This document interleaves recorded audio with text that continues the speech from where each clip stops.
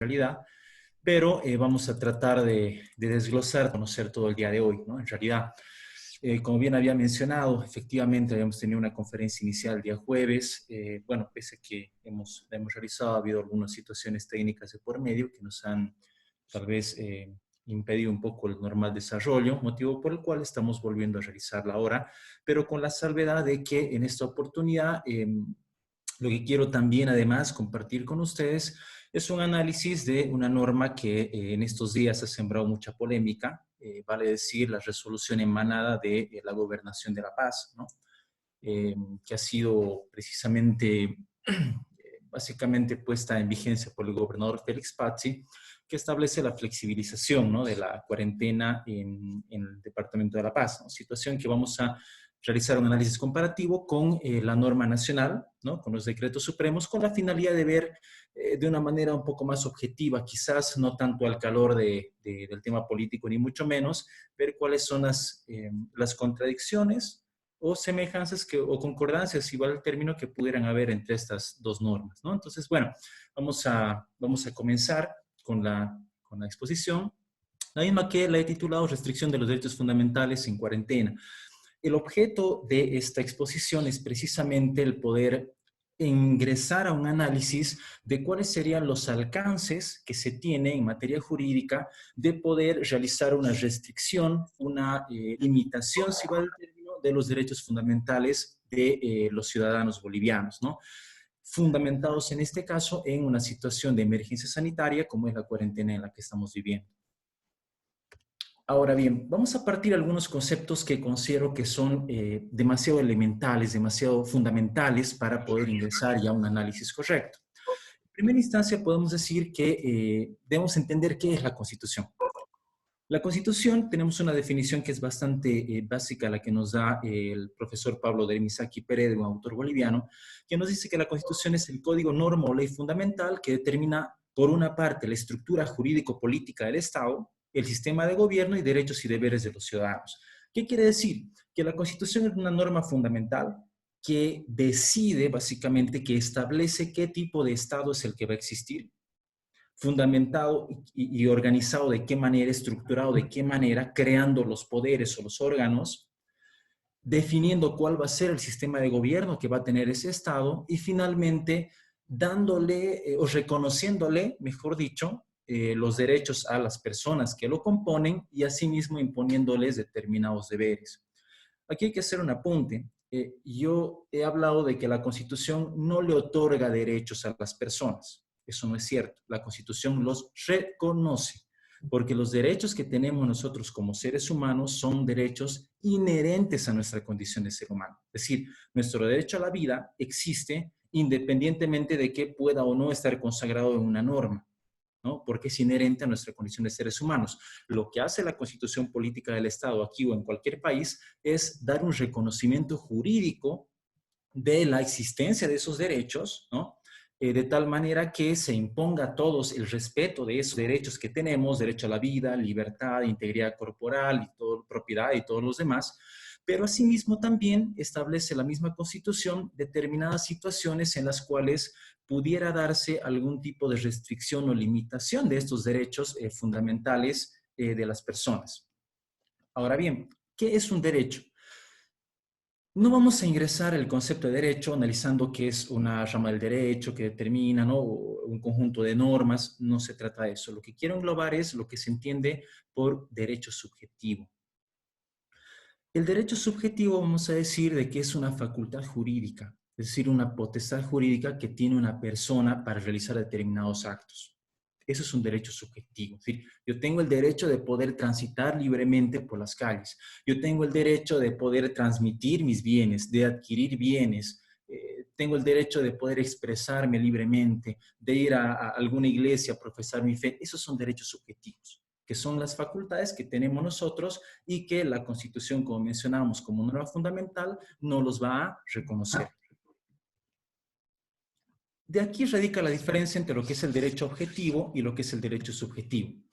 Y quiero hacer este cuadro comparativo precisamente porque las normas que vamos a analizar con respecto a la emergencia sanitaria en nuestro país pertenecen a lo que se denomina el derecho objetivo.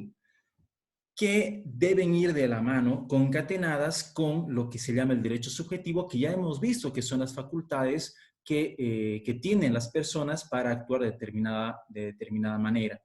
De ahí que vamos a decir de que el derecho objetivo inicialmente es el ordenamiento social, que está destinado a regular la conducta humana. Es decir, es el conjunto, el cúmulo de todas las normas, reglas de conducta que se impone el ser humano para poder mantener una convivencia pacífica.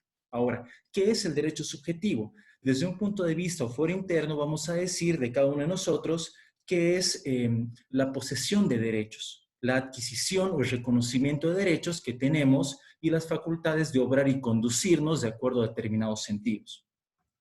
Vamos a decir que el derecho objetivo es el conjunto de normas, leyes, códigos, decretos, reglamentos, leyes nacionales, departamentales, estatutos autonómicos. Todo eso forma parte del derecho objetivo, porque es aquel que emana del propio Estado. Y el derecho subjetivo, vamos a decirlo, que consiste en las facultades que tienen las personas para poder actuar dentro de lo que es la vida jurídica. Derecho objetivo también es todo el ordenamiento social justo. Y el derecho subjetivo es, en cuanto existe ese ordenamiento social justo, se reconoce a las personas la posibilidad de obrar o de actuar de determinada manera. De ahí que el derecho objetivo, es decir, la serie de normas que emanan de un Estado, existen para materializar el derecho subjetivo. De tal manera que, ergo, el derecho subjetivo encuentra su existencia en el derecho objetivo. Es decir, el derecho objetivo es aquel que plasma por escrito, si vale el término, los derechos o las facultades que tenemos como personas. Y es en función de ese reconocimiento legal de nuestros derechos y facultades que esos derechos tienen aplicación y se aplican frente a cualquier persona, frente a cualquier abuso, frente a cualquier exceso que pudiera existir de cualquier persona, ¿no? Entonces, esa es la diferencia entre lo que es un derecho objetivo, que son simplemente las normas que emanan de un Estado en cualquiera de los niveles, y el derecho subjetivo, que es el que tenemos, el que tienen ustedes, el que tengo yo, el que tiene mi vecino, el que tiene cualquier persona, que son simplemente facultades de poder actuar, ¿no? Ahora, vamos a decir que desde un punto de vista subjetivo, el derecho también se puede contemplar de tres maneras. El derecho subjetivo es una libertad, es un poder jurídico y simultáneamente es una pretensión. Quiere decir, es una libertad, ¿por qué? Porque podemos hacer todo lo que no esté prohibido. Y de ahí viene la Constitución cuando nos habla, y es muy importante conocer esto, no solamente para abogados, estudiantes de derecho, sino para todos los ciudadanos, todos deberían conocer esta norma, que es el principio de reserva legal, que está establecido en el artículo 14, parágrafo 4 de la Constitución, que nos dice, en el ejercicio de los derechos, nadie será obligado a hacer lo que la Constitución y las leyes no manden, ni a privarse de lo que no prohíbe. Es decir, una situación básica que debo conocer yo como abogado, que debe conocer mi vecino de al lado que es arquitecto, la señora de la tienda del frente y cualquier persona, el vendedor del mercado que está ahí, cualquier ciudadano lo que debe conocer de una manera básica para saber hasta dónde abarca el ejercicio de sus derechos y hasta dónde debe respetar precisamente esas limitaciones, es el principio de reserva legal, que nos dice que lo que no está prohibido está permitido. Es decir, si la Constitución y la ley no nos prohíben hacer algo, nadie nos los puede prohibir, porque la prohibición solamente puede emanar de la Constitución y las leyes. De tal manera que, de manera simultánea, si la Constitución y las leyes nos obligan a hacer algo, estamos obligados a hacerlo. No podemos declinar ni es opcional. Es como el sufragio universal. El ir a votar en unas elecciones es algo obligatorio, porque la Constitución y las leyes así nos lo determinan. Si nosotros nos abstraemos de ese cumplimiento, automáticamente tenemos sanciones, ¿no? Pero de manera simultánea, este principio de reserva legal lo que hace es frenar y precisamente limitar el abuso, el exceso. Frente a cualquier posibilidad de restricción de nuestros derechos, cuando nos quieren amedrentar, cuando nos quieran exagerar ese abuso del derecho, pues lo que hacemos es decirles, si la Constitución y la ley no me prohíben hacer algo, nadie me lo puede prohibir.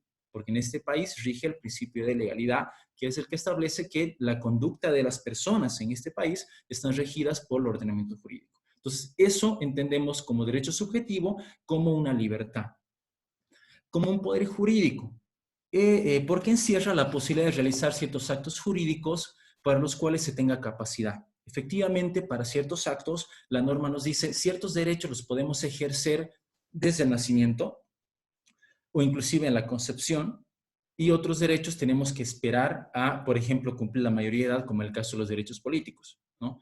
En materia familiar, una persona puede ser objeto, por ejemplo, un reconocimiento al vientre, un niño en el seno materno, si ya se le está reconociendo cierto derecho, pero a un a niño o adolescente no se le reconoce el derecho de disponer de sus bienes. Eso solamente se va a dar cuando exista la mayoría de edad, por ejemplo. Entonces, para ejercer ciertos derechos como un poder que tenemos jurídicamente, existen a su vez ciertas limitaciones que son reconocidas por la norma para el ejercicio.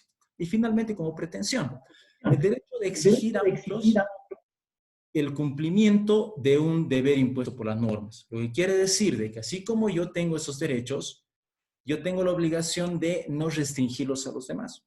De tal manera que le exijo a otra persona que así como yo estoy cumpliendo el respeto de mis derechos y de los derechos ajenos, pues esa persona tendrá que hacerlo de la misma manera. Finalmente vamos a decir que el derecho subjetivo es, como decíamos, un conjunto de facultades, simplemente que tenemos básicamente las personas para poder obrar de una manera discrecional, es decir, basados en la voluntad, pero siempre dentro de ciertos límites.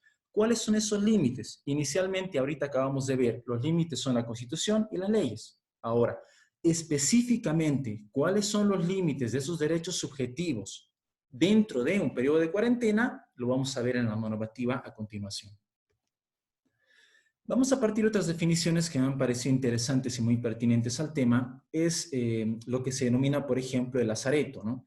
Consultando con la Enciclopedia Digital Honduras, edición 2005, he encontrado un término que es lo que se llama el lazareto, que era básicamente un establecimiento sanitario existente en algunos puertos donde se ponía en cuarentena a los pasajeros de los barcos que llegaban y que tenían lo que se llamaba la patente de sanidad sucia, es decir, no tenían la sospecha de estar enfermos o tenían ya una determinación de que padecían alguna enfermedad. Y se comprobaba de que se hallaban infectados. Entonces, ¿qué pasaba con esas personas? Pues lo que tenía que hacerse es ponerlos en cuarentena y desinfectarse todas las mercaderías que básicamente llevaba el barco, ¿no? Eso es un antecedente de lo que actualmente conocemos como la emergencia sanitaria, que conlleva el aislamiento sanitario de la persona que es sospechosa o de la persona que padece de algún tipo de enfermedad. En este caso coyuntural hablamos específicamente del COVID-19, ¿no? Si vamos más allá, hay otro término que es la cuarentena y que valga utilizarlo de una manera correcta. Esta definición es del Diccionario Real Academia de la Lengua Española, y dentro de todas las definiciones, que son 9 en realidad, diferentes formas de comprender la cuarentena, voy a simplemente circunscribirme a dos. La número 5, que nos habla que es un tiempo de 40 días, 40 meses o 40 años. Y la número 7, que nos habla que es un aislamiento preventivo al que se somete a una persona durante un periodo de tiempo por razones sanitarias, ¿no? Inicialmente, un antecedente de la cuarentena se da en Europa, en realidad, ¿no? Cuando aparece la peste, que requería básicamente de la persona, no, si mal no recuerdo la gripe española, que requería de la persona un periodo de aislamiento entre alrededor de unos 37 a 38 días, ¿no? Para poder intentar superar básicamente la enfermedad. Por ello es de que se pone un plazo de 40 días que la persona debería haber mantenido el aislamiento sanitario con la finalidad de poder sobrepasar la enfermedad. De ahí viene en realidad el antecedente de cuarentena, que son 40 días. Actualmente esa situación no se aplica, puesto que en el caso del COVID-19 el periodo de aislamiento en realidad no es necesario que supere a 15 días cuando una persona se encuentre infectada, ¿no? Según obviamente los informes que nos dan a nivel médico y científico. Sin embargo, el numeral 7 nos permite continuar hablando del término cuarentena, porque nos habla de que se define como un aislamiento preventivo al que se somete a una persona durante un periodo de tiempo por motivos sanitarios. Entonces, podemos continuar hablando de lo que es la cuarentena, aun cuando no venga de la enfermedad de la gripe española específicamente, pero la Real Academia ya la ha definido como ese periodo de aislamiento ante una enfermedad. Ahora, ¿cuáles son los antecedentes históricos? Es interesante analizar y remontarnos dentro de la cronología, si va el término a reportes históricos, donde han existido situaciones muy interesantes de control de enfermedades por parte de autoridades sanitarias en determinados momentos históricos de la humanidad. De ahí que uno de ellos lo encontramos en la propia Biblia. Si nos vamos al Antiguo Testamento, encontramos el Levítico, ¿no? Que es uno de los libros que está a continuación del Génesis, específicamente en el capítulo 13, versículos 1 al 6, ¿no? La intención, simplemente aclararles, no es evangelizar a nadie, esta no es una conferencia de carácter religioso, sino es un antecedente histórico el que vamos a ver, ¿no? En el Levítico, básicamente, ¿qué consiste? Se los voy a resumir. Esta situación nos habla de cuando en la comunidad al pueblo judío estaba quejado por la lepra. Entonces, ¿qué es lo que hace frente a esa epidemia, si va el término de lepra en ese momento? Lo que hace Dios es dirigirse a Moisés y dirigirse a Aarón. ¿No? Estamos hablando básicamente de la época del Éxodo, ¿no? A continuación de que acontece el Éxodo, ya aparece el pueblo judío relativamente establecido, ¿no? Y ahí es donde, según este relato bíblico, Dios se acerca a Moisés y a Aarón y les da una instrucción. Y le dice, para poder controlar la enfermedad, para poder controlar esa epidemia y evitar que se propague la epidemia por una parte, y asimismo evitar de que las personas mueran producto de la epidemia, entonces básicamente Dios dispone medidas sanitarias, dispone la cuarentena sanitaria. Y ahí es donde le instruye a Moisés y a Aarón y les dice de que cualquier persona que se encontraba enferma debería acudir ante el sacerdote Aarón, que era el sumo sacerdote en ese momento, o ante cualquiera de sus descendientes, que era la casa de sacerdotes, que en ese momento hacían de personal médico sanitario. Los enfermos deberían recurrir a los sacerdotes, y los sacerdotes lo que deberían hacer es analizar las lesiones, las heridas, las llagas que tenían esas personas enfermas. Y en función de ese análisis, identificando que efectivamente esa persona sufría de lesiones en su piel de llagas, lo que hacía el sacerdote era mantenerlo en cuarentena, una cuarentena inicial de 7 días, a través de los cuales la persona debería permanecer aislada durante 7 días y sola para ver cuál era la evolución de esas llagas, de esas lesiones. Al cabo de los 7 días, el sacerdote nuevamente debería ver al enfermo y poder identificar si las llagas habían permanecido, si las llagas se habían agudizado o tal vez estaban comenzando a desaparecer. De tal manera que al cabo de los otros 7 días tenía que volver a ver al enfermo y poder identificar si es que efectivamente se trataba o no se trataba de lepra. Aquí hablemos de que esto era un aislamiento preventivo. Es decir, el sacerdote no estaba seguro en este caso si la persona padecía o no padecía la lepra, sino que el aislamiento venía de manera preventiva. Una situación similar a la que atravesamos el día de hoy, pues cuando una persona tiene ciertos síntomas del coronavirus, lo que hace es hacerse un aislamiento preventivo. No se sabe si todavía lo tiene o no, porque no hay las pruebas de laboratorio en este caso, pero se la aísla de igual manera. Es lo mismo que pasaba en la época bíblica. Se lo aislaba por tener lesiones que podían ser compatibles con lo que es la lepra y de tal manera que de 7 días en 7 días se iba haciendo una observación periódica al paciente para identificar. Si es que la persona al final podía recuperarse de la enfermedad, es decir, las llagas se iban curando, en otras palabras, entonces lo que hacía el sacerdote era declararlo puro. Entonces lo que hacía era obligar al enfermo a lavarse y lavar toda la ropa del enfermo para que el enfermo pueda ingresar nuevamente a la convivencia con la comunidad. ¿Y qué es lo que pasaba en otro caso? En el otro caso, en el caso opuesto. Si esas llagas de lepra se corroboraban de que efectivamente pertenecían a la enfermedad, pues lo que hacía el sacerdote era declarar a la persona como impura. El momento que la declaraba impura, esa persona debía ir, según nos dice el Levítico, con la ropa rasgada, con la cabeza con la cara semicubierta, ¿no? Y gritando impuro, impuro, para avisar, alertar a los demás que era impuro, es decir, que estaba enfermo de lepra, y debería salir fuera del campamento, fuera de la ciudad, para aislarse y permanecer solo, ¿no? Pasando su enfermedad como una medida para evitar el contagio al resto de la comunidad, ¿no? Otra situación interesante la encontramos también en un antecedente histórico del libro Vigilar y Castigar de Michel Foucault, que es un autor europeo. En ese libro, Vigilar y Castigar, Michel Foucault nos hace, y que se lo pongo en pantalla, nos hace una descripción de las medidas sanitarias que se habían dispuesto en Europa a fines del siglo XVIII, cuando también estaban aquejados por la peste. Dentro de esas medidas, la parte interesante de las medidas sanitarias que se imponen en Europa era el aislamiento total. Básicamente las personas deberían permanecer en sus casas, totalmente cerrados, y para garantizar en ese momento que las personas no salgan a contagiar a los demás o a contagiarse producto de encontrarse en la calle o en los lugares de uso común, se instruía a los intendentes, que era el equivalente al alcalde básicamente en ese tiempo, que pase casa por casa trabando y poniendo un candado por fuera para evitar que todos los residentes de ese domicilio salgan. Obviamente antes se le permitía a los habitantes aprovisionarse de bienes e ingresar a sus casas. A continuación pasaba el intendente y ponía candado por fuera y tapiaba todas las entradas de todas las casas durante el tiempo que ellos establecían. Y para evitar que la persona obviamente muera de hambre, se habilitaban una especie de buzones desde afuera, donde las autoridades lo que hacían era lanzarles pan y lanzarles vino, con la finalidad de garantizar su alimentación y obviamente su supervivencia, ¿no? Situación que si la extrapolamos al caso presente, nos encontramos hasta el día de hoy, ¿no? En una cuarentena rígida, en la cual está prohibido salir de nuestras casas, ¿no? Obviamente no nos están tapiando, no nos están poniendo básicamente candados por fuera, pero hay medidas de seguridad también.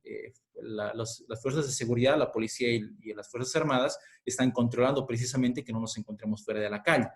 Y para evitar precisamente o garantizar más bien la seguridad alimentaria, la vida y la salud de las personas, se están dando, por ejemplo, canastas de alimentación. Entonces, si podemos extrapolar, tenemos unas situaciones similares muy interesantes en ese antecedente histórico y hablamos del siglo XVIII.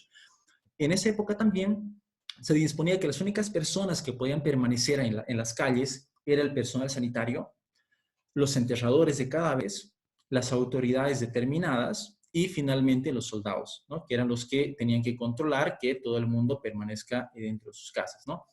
De ahí en más, cada cierto tiempo se hacían una especie de fumigaciones. Es decir, las autoridades pasaban casa por casa, las abrían una casa a la vez y sacaban a las personas e ingresaban totalmente tapados para evitar cualquier contacto con cualquier superficie de la casa y regaban perfume, ¿no? Obviamente es una sustancia, la define como perfume, seguramente era una mezcla tal vez de sustancias que purificaban el ambiente, y básicamente fumigaban todas las instalaciones, todas las secciones, todos los barrios, todas las casas, y nuevamente hacían que las personas ingresen, ¿no? Actualmente vemos que los gobiernos municipales, departamentales están realizando también fumigaciones, ¿no? En las áreas verdes, en las calles, y no solamente acá, sino en todos los países, también precisamente como una técnica similar para poder eliminar, en este caso, el virus, ¿no? Una situación, obviamente, que difiere de la actualidad es de que la sanción que tenía en ese momento la persona que vulneraba la cuarentena y el aislamiento sanitario era la pena de muerte. Es decir, la persona sufría la pena de muerte en caso de ser encontrada fuera de su casa cuando no correspondía hacerlo. Actualmente no nos aplican la pena de muerte en ningún caso, está prohibida constitucionalmente, pero sí tenemos una restricción. ¿Cuál es la restricción del derecho a la libertad de locomoción durante 8 horas, que son las 8 horas de arresto, las famosas 8 horas de arresto que emanan por el incumplimiento del decreto de cuarentena, ¿no? Ahora bien, ¿cuál es el ordenamiento jurídico? Si nosotros analizamos y vamos a la Gaceta Oficial de Bolivia, por ejemplo, que es donde se encuentran todas las normas de nuestro país, vamos a encontrar que se ha establecido básicamente un código. Si buscamos con la palabra COVID-19, vamos a encontrar todas las normas seleccionadas que han sido dictadas desde el inicio de la emergencia sanitaria. No les he puesto todas en realidad para compartir con ustedes porque es bastante extenso y hay normas que no se refieren a derechos fundamentales. Por ejemplo, hay normas donde nombra o reemplaza al ministro de Salud, donde le otorga a cierta institución o a cierto ministerio la posibilidad de ejecutar recursos, que eso en realidad no nos interesa para el presente análisis. Pero sí he puesto algunas normas que sí tienen que ver con el análisis en cuestión, perdón, y las cuales se refieren a aquella normativa que sí podemos ver de que tiene relación con la vulneración de derechos fundamentales. De ahí que tenemos entre las primeras normas el Decreto Supremo 4192, que fue emitido inicialmente el 16 de marzo, y el cual establecía las medidas iniciales que nos encontrábamos con, si ustedes recuerdan, limitación de horarios. Podíamos trabajar normalmente, pero hasta cierta hora deberíamos ya retornar, por ejemplo, a nuestros domicilios y dejar de circular, ¿no? Posteriormente, esto ha ido evolucionando al Decreto Supremo 4199, que era ya el que declaraba la cuarentena total en el territorio plurinacional debido a la enfermedad, y eso se ha dado el 21 de marzo, y a partir de ahí básicamente ya tenemos medidas mucho más estrictas. Posteriormente tenemos el decreto 4214, que es ya del 14 de abril, que amplía el plazo de la cuarentena, básicamente dispuesto en el decreto inicial, hasta el día 30 de abril, inicialmente, ¿no? En todo el territorio nacional. Posteriormente tenemos el decreto 4222 del 20 de abril, que lo que hace es simplemente diseñar procedimientos. Mi querido Cecilio Manuel, por favor, si podemos apagar el micrófono, les rogaría mucho y le agradecería mucho, muy amable. El Decreto Supremo 4228 les decía que básicamente intenta paliar la restricción en la libertad de locomoción, permitiendo el traslado controlado de personas que están varadas en algunos municipios. Mi estimado Cecilio Manuel, le voy a rogar, por favor, que pueda apagar su micrófono para que no haya interferencia con la presente conferencia. Muchas gracias, nuevamente. Y finalmente tenemos el Decreto Supremo 4228, que establece ya medidas excepcionales durante la cuarentena sanitaria, específicamente de cómo debería tratarse a los cadáveres que fallecían producto de la enfermedad, ¿no? Tenemos el Decreto 4229, que es precisamente el que amplía, y ese es el que vamos a analizar en la presente charla, que es el que amplía la cuarentena hasta el 31 de mayo del presente año, que es el que todavía se encuentra vigente y es el que vamos a analizarlo y vamos a encontrar las contradicciones o semejanzas que pudiera haber con la demás normativa que se hubiera dictado. Ahora bien, ¿cuáles son las normas de emergencia nacional? Es bueno conocer y saber de que esa situación de emergencia nacional y la restricción que tenemos de poder salir a la calle, de poder ir a nuestra universidad a estudiar o a trabajar, de poder ir a un centro de salud, etcétera, deviene en realidad de normativa antigua, que data de hace varios años atrás, que ha sido puesta en vigencia en realidad en el anterior gobierno, como es la Ley 602, que es la Ley de Gestión de Riesgos. La Ley 602 básicamente tiene por objeto precisamente regular los niveles de coordinación que existan a nivel del Estado cuando existe algún tipo de desastre o algún tipo de emergencia, ¿no? Ya sea municipal, departamental o nacional que pueda quejar. Vale decir, es un desastre natural hasta una situación de enfermedad o de pandemia como la que estamos viviendo. ¿Cuál es la finalidad de la ley? Es establecer mecanismos de gestión de riesgos, en los cuales se engloba a todos los niveles del Estado. Partamos desde el nivel central, niveles departamentales, niveles municipales y las autonomías indígena, originaria y campesinas, que son todos los niveles que reconoce el Estado boliviano, que todos deben estar involucrados y trabajando en armonía y en coordinación para poder diseñar las políticas correctas. ¿Cuál es el marco competencial? Precisamente es la existencia de las autonomías, que es lo que permite a su vez de que cada nivel autónomo pueda emitir sus propias disposiciones. De hecho, que si ustedes recuerdan, hemos tenido a nivel del país leyes departamentales en todos los departamentos que declaraban la emergencia sanitaria. De hecho, la primera ha sido un decreto supremo a nivel nacional que declaró la emergencia sanitaria.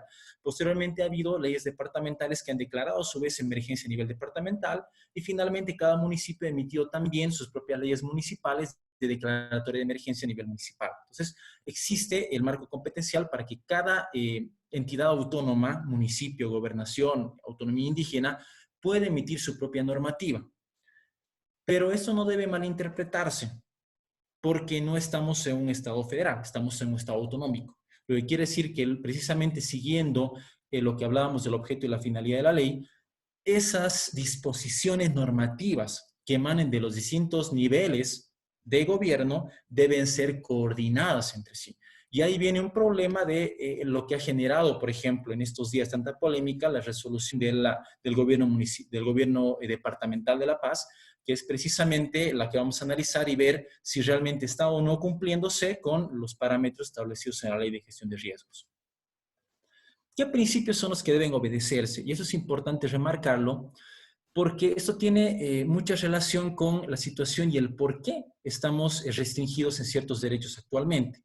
Cuando se genera una situación de riesgo o de emergencia, conforme a la Ley 602, hay principios que se aplican. Y uno de ellos, el más importante, diría yo, es el principio de prioridad en la protección. ¿Qué quiere decir? Que todas las personas que viven y habitan en el territorio nacional tienen prioridad en la protección de la vida, la integridad física y la salud. Es decir, que dentro de toda la escala o la amplia gama de derechos fundamentales que tenemos como ciudadanos, la Ley 602 está diciendo que cuando existe una situación de riesgo o una situación de emergencia sanitaria, automáticamente deben priorizarse tres derechos: la vida, la integridad física o corporal y la salud de las personas. Lo que quiere decir de que todos los demás derechos deben ceder ante la mejor protección de esos tres. Es decir, lo que estamos haciendo es una ponderación de los derechos, poniendo en una balanza la vida, la salud de las personas y la integridad física o corporal, y en otra balanza estamos poniendo la economía, el patrimonio, la educación, la religión, etc. Y frente a esa ponderación de derechos, lo que hacemos es darle mayor importancia a derechos que son tan inherentes al ser humano que sin los cuales el ser humano no puede existir. Si yo no tengo educación, no voy a dejar de existir como ser humano, voy a seguir existiendo. Analfabeto o no, pero voy a seguir existiendo. Pero ¿qué pasa si no tengo garantizado el derecho a la salud o el derecho a la vida? Voy a dejar de existir como ser humano. Entonces, obviamente, si bien la Constitución nos dice que todos los derechos son iguales, igual al término, o que no existe supremacía o jerarquía de derechos, lo cierto es de que los derechos de primera generación, como la vida, integridad, salud, son aquellos que deben garantizarse porque sin ellos la persona deja de existir. Por ello es de que todas las medidas que se están actualmente adoptando, tendientes a restringirnos la libertad de movimiento y muchos derechos que vamos a ver a continuación, tienen precisamente el fundamento en el principio de prioridad de la protección, que nos dice la ley 602 de priorizar, reiteramos, salud, vida, integridad corporal o física y la salud de las personas. Otro principio importante es la acción permanente, que nos habla de que la gestión de riesgo es una actividad continua en la que las personas y también las instituciones deben mantenerse realizando acciones desde la prevención y posteriormente aplicar mecanismos para intentar mitigar la situación de riesgo. Y aquí viene una situación interesante que es el principio de cultura de la prevención, que es precisamente el que permite a la normativa exigirle a la población el cierto comportamiento. El principio de cultura de prevención, que está en la ley 602, que reiteramos, tiene varios años atrás, no estamos descubriendo la pólvora, establece que la cultura de prevención es un comportamiento racional, permanente y generalizado de quién, no de las autoridades, no del Estado, sino de la sociedad, caracterizado por una práctica habitual de la acción colectiva, anticipada y sistemática para tratar de evitar que los desastres ocurran o, caso contrario, para mitigar sus efectos, además de reducir las vulnerabilidades. ¿Por qué todas las autoridades de todos los niveles, municipal, departamental, nacional, salen y dicen quédense en sus domicilios, respeten la cuarentena y demás? No es simplemente una recomendación, es una obligación que nos está estableciendo la ley 602 a nosotros como ciudadanos cuando nos habla de la cultura de prevención y nos exige como sociedad y como personas de que debamos tener un comportamiento racional, ¿no? Para poder evitar, o si bien no se ha podido evitar, pero sí mitigar o reducir las vulnerabilidades frente, por ejemplo, a esta emergencia sanitaria. De ahí que esa obligación, el incumplimiento de esa obligación que genera el principio de cultura de prevención en los ciudadanos que no están respetando la cuarentena es uno de los fundamentos más que permite la sanción o medidas coercitivas de esas personas ante el incumplimiento de las políticas gubernamentales de cualquiera de los niveles. Entonces, estamos viendo de que existe un marco jurídico, inicialmente en la Constitución y actualmente en la Ley de Gestión de Riesgos, que permite establecer mecanismos de comportamiento social dentro de una situación de riesgo o de emergencia. Ahora bien, la Ley 602 nos habla de cuáles son los derechos y obligaciones. ¿Qué derechos tenemos? Derechos a ser informados. Ustedes se han preguntado, ¿y por qué todos los días aparece los gobiernos autónomos, departamentales o el Ministerio de Salud informándonos todos los días qué pasa, cuántos casos hay, cuántos muertos? En realidad no es simplemente por querer alarmarnos, sino es porque ellos están obligados a hacerlo, porque el artículo 19 les obliga a otorgar la información oportuna a toda la población de la existencia o cómo se está mitigando, cómo se está haciendo la prevención, preparación, alerta o respuesta o recuperación frente a esa emergencia sanitaria. Es decir, es un derecho nuestro el que las autoridades de cualquier nivel del Estado nos informen de manera periódica qué está pasando con esta emergencia sanitaria. Pero en contraposición tenemos también obligaciones como personas que debemos saber asumirlas. Y dentro de esas obligaciones se encuentra el cumplir con las normas que emite el Estado, tanto sobre el uso de suelo urbano y rural, normas técnicas de urbanismo y las normas de gestión de riesgos, que son precisamente las que están emanando de manera periódica a los niveles del Estado. También estamos obligados como ciudadanos a cumplir con los protocolos establecidos por la autoridad competente en materia de atención de desastres y emergencias. Y finalmente a prestar colaboración a las acciones de atención, desastres y emergencias. Entonces, no es que nosotros estamos exentos de tener una participación activa dentro de esta mitigación de la emergencia sanitaria, sino que estamos ya obligados a tener cierto tipo de comportamiento. ¿Cuál es el de obedecer protocolos, el de obedecer normativa, el de prestar colaboración a las acciones gubernamentales que se realizan? De ahí que el incumplimiento nuevamente de estas obligaciones es lo que va a generar acciones coercitivas como en las que estamos viviendo actualmente. Nos habla también de la vigencia del régimen de excepción y situaciones de emergencia. Obviamente no podemos vivir de manera vitalicia o indefinida en una situación de emergencia, sino que la ley marca un límite. Dice, hasta un plazo máximo de 9 meses se puede continuar en una situación de excepción o de emergencia sanitaria, ¿no? Ahora bien, la declaratoria de emergencia no es única. Como estamos en un Estado autónomo, obviamente las declaratorias también obedecen a los distintos niveles del Estado. Tenemos la declaratoria a través del nivel central, que es la que realiza el presidente o la presidenta del Estado, a través de lo que se llama el CONARADE, que es un Consejo Nacional de Gestión de Riesgos, que es el que le informa periódicamente y le dice cuáles son las medidas que debería asumir. Y con ayuda, obviamente, del Ministerio de Defensa. Por su parte, también está reconociendo a los niveles departamentales la posibilidad de emitir la emergencia sanitaria departamental. ¿A través de quiénes? De los gobernadores o gobernadoras. Y finalmente tenemos en nivel, no finalmente, ¿no? En nivel municipal, también una emergencia a nivel municipal por parte de los alcaldes municipales y finalmente en las autonomías indígenas originarias y campesinas a través de las autoridades de esos pueblos indígenas originarios y campesinos. Entonces, la ley está reconociendo de que cada entidad autónoma sea libre, sea autónoma, si vale el término, de poder emitir las normativas de emergencia y cómo va a funcionar dentro de, obviamente, su municipio. Entonces, aquí viene la pregunta que se hacía básicamente John Arandia cuando le entrevistaba al gobernador Félix Pazzi, ¿no? ¿Y qué pasa? O sea, ordénense, ¿qué va a pasar si es que el nivel municipal dice una cosa, el nivel departamental dice otra, el nivel nacional dice otra? Entonces, ¿cuál de ellas vamos a acatar? ¿Y cuál es la respuesta ante eso? Nos la da la misma Ley 602, precisamente para evitar que se disparen las normativas y que cada ente autónomo emita normativa diferente del otro y que contradiga un nivel al otro nivel, es que la misma Ley 602 ya prevé esto.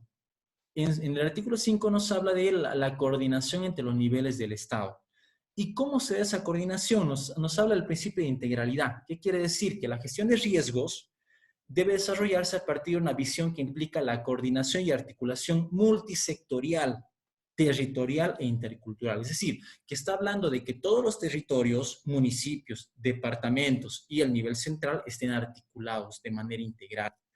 Concurso y apoyo obligatorio. Todas las personas, organizaciones y entidades cuyo concurso sea solicitado deben prestar la cooperación requerida según las posibilidades.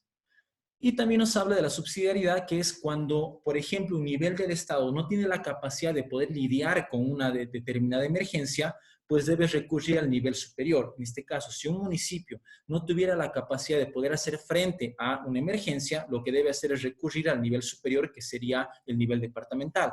Y a su vez, si el nivel departamental no tuviera la capacidad de poder solucionar la situación, pues automáticamente se recurriría a lo que es el nivel nacional del Estado, ¿no? De esa manera está articulado. Entonces, ¿qué es lo que acontece? De que la ley misma está previendo situaciones de que la normativa sea conexa, sea concordante.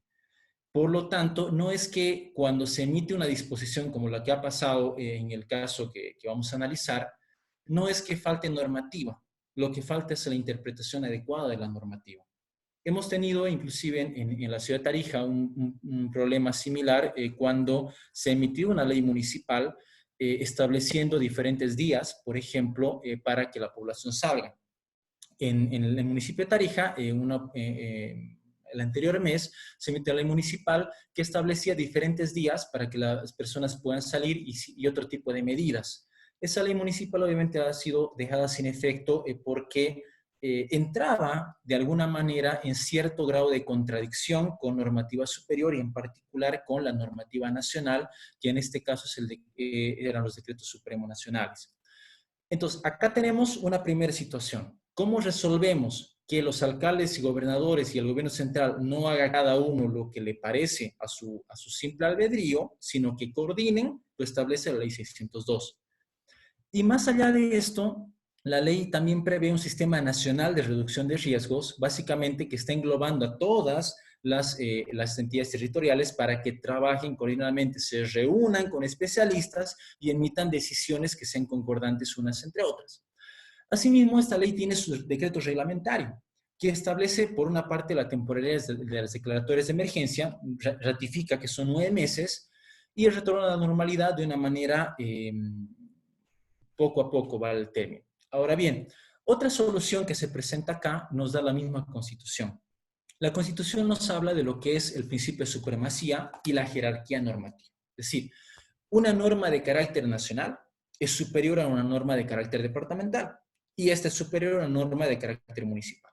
Lo que quiere decir de que cuando existe contradicción entre una norma inferior con respecto a una superior, automáticamente la inferior debe dejar de cumplirse o básicamente debe suprimirse la parte que entra en contradicción con la norma superior. Esa es la lógica que nos da la Constitución para poder respetar el principio de jerarquía normativa que existe en el Estado. Por el caso contrario sería un caos.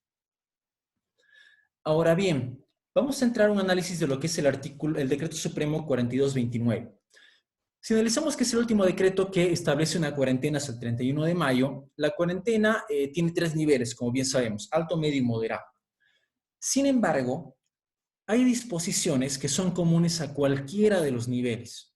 Sea que un municipio, un departamento se encuentre en un nivel alto, medio, moderado, no importa en qué nivel nos encontremos, las disposiciones generales se aplican hasta el 31 de mayo.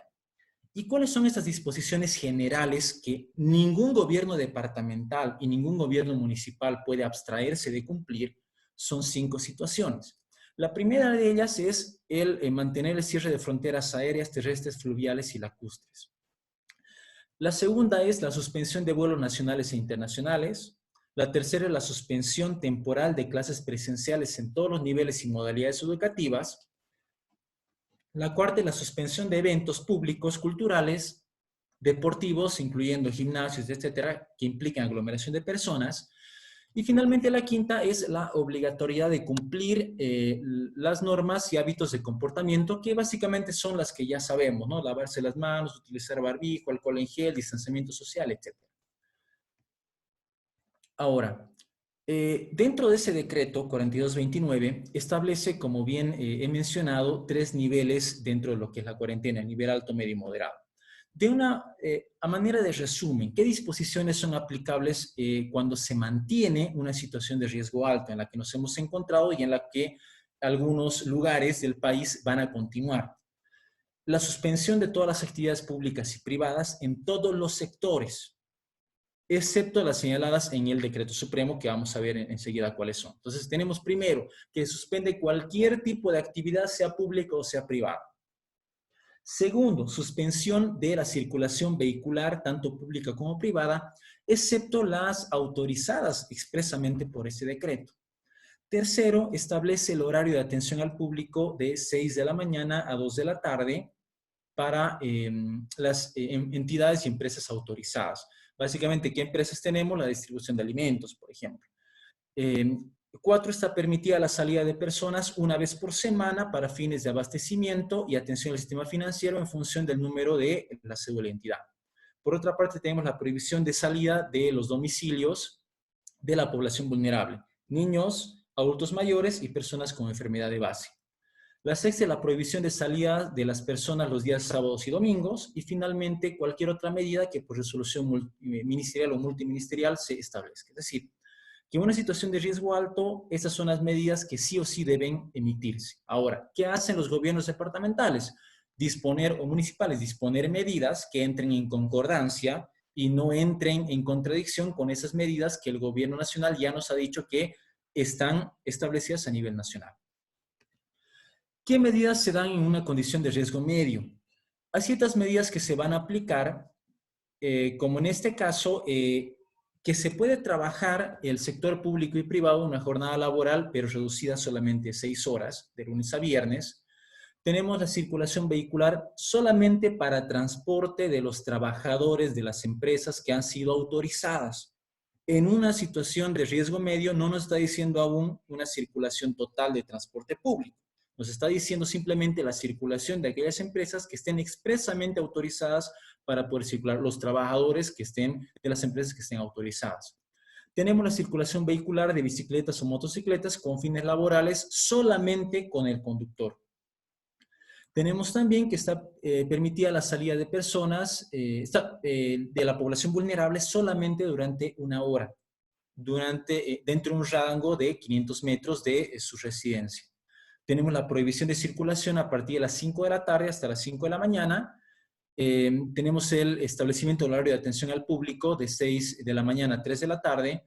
Está permitida la salida de niños durante 1 hora acompañados de sus padres o tutores y dentro de un rango de 500 metros de su domicilio. Y finalmente que está permitida la salida de personas de 18 años y menores de 65, solamente 9 a 12 para fines de esparcimiento en un lugar cercano a su domicilio dentro de los 500 metros. Esas son las medidas dentro de una situación de riesgo medio. En una situación de riesgo moderado encontramos medidas un poquito más flexibles referidas al trabajo del sector público y privado, esta vez ya no de 6, sino de 8 horas, de 6 de la mañana hasta las 4 de la tarde, de lunes a viernes. Por otra parte, aquí sí tenemos una situación de autorización del transporte público y privado, pero ¿de acuerdo a qué? Y aquí viene lo interesante, que es una regulación inicialmente el nivel central del Estado, básicamente que la autorización de circulación debe respetar la regulación desde el nivel central y también la regulación de niveles departamentales o municipales. Es decir, que aquí está poniendo de alguna manera también un candado de seguridad porque no está dando carta blanca directamente para que las autoridades municipales o departamentales puedan disponer libremente de la realización o el transporte público, sino que el decreto está diciendo que esa disposición debe encontrarse, ¿no? Dentro de un acuerdo de regulación juntamente con el nivel central del Estado. El tercero nos habla de que se establece horario de atención de 6 hasta las 18 horas, según la programación de cada entidad o empresa. Está prohibida la circulación entre las 7 de la noche y las 5 de la mañana, ya flexibiliza un poco el horario. La restricción de salida de vehículos públicos una vez por semana, según el número de placas, similar a lo que pasa con otras personas. Está permitida la salida de personas menores de 18 años, básicamente niños, niñas, adolescentes, adultos mayores, de 6 de la mañana hasta las 12 del mediodía en un rango de 500 metros de su domicilio. Está permitida también la salida de niños acompañados de sus padres o tutores por lapso simplemente de 2 horas. Y finalmente está permitida la salida de personas mayores de 18 y de 65 años de 9 a 12 en el lugar cercano a su residencia. Entonces, estas son medidas que están de alguna manera flexibilizando y que los gobiernos autónomos, tanto departamentales como municipales, deben obedecer y de acuerdo a eso generar sus propias normativas. Ahora, ¿cuál es la resolución que ha causado polémica en estas últimas horas, en estos últimos días, que es la emitida por el Comité de Operaciones de Emergencia Departamental de La Paz, que se encuentra bajo la dirección del gobernador Félix Pazzi? Las disposiciones que se han emitido en realidad son 8 disposiciones macro. Son medidas de bioseguridad para la población en general, por una parte, medidas de bioseguridad para los trabajadores del sector público y privado, medidas de bioseguridad para los trabajadores del sector minero, las medidas para el sector de la construcción, para el sector de peluquería, para los restaurantes y servicios de atención al público y finalmente para el transporte público, ¿no? Y el otro son recomendaciones generales. Aquí encontramos una situación interesante. Lo que está haciendo la resolución del COE de La Paz es contemplar dentro de la flexibilización a sectores que no se encuentran expresamente establecidos en el decreto como lo acabamos de ver. Y eso lo vamos a ver a continuación. ¿Cuáles son las concordancias que existen entre el Decreto Supremo 4229, que se encuentra aún vigente porque establece la cuarentena hasta el 31 de mayo, y la resolución de la Gobernación de La Paz? En cuanto a concordancias, podemos decir de que en ambas situaciones se prohíbe la salida de personas menores de 18 años y mayores de 65 de sus domicilios, obviamente por considerarse que corresponden a población vulnerable, ¿no? Situación que está marcada en dos, ¿no? La resolución de la Gobernación de La Paz nos habla de las personas por la edad y también por padecer algún tipo de patología. Hasta ahí se encuentra en concordancia. Tenemos otra situación donde la resolución del COE de La Paz recomienda el uso de transporte individualizado a los lugares posibles, como ser bicicleta, moto, auto particular y otros. Cuando se habla de individualizado, nos está diciendo que solamente puede realizarlo una sola persona. De forma concordante, el Decreto Supremo también nos habla de circulación vehicular de bicicletas, motocicletas con fines laborales, solamente el conductor. Por otra parte, nos habla la resolución del COE, la prohibición de todo evento de carácter masivo, como ser entradas folclóricas, fiestas patronales, cumpleaños, etcétera, que es también concordante con el Decreto Supremo 4229.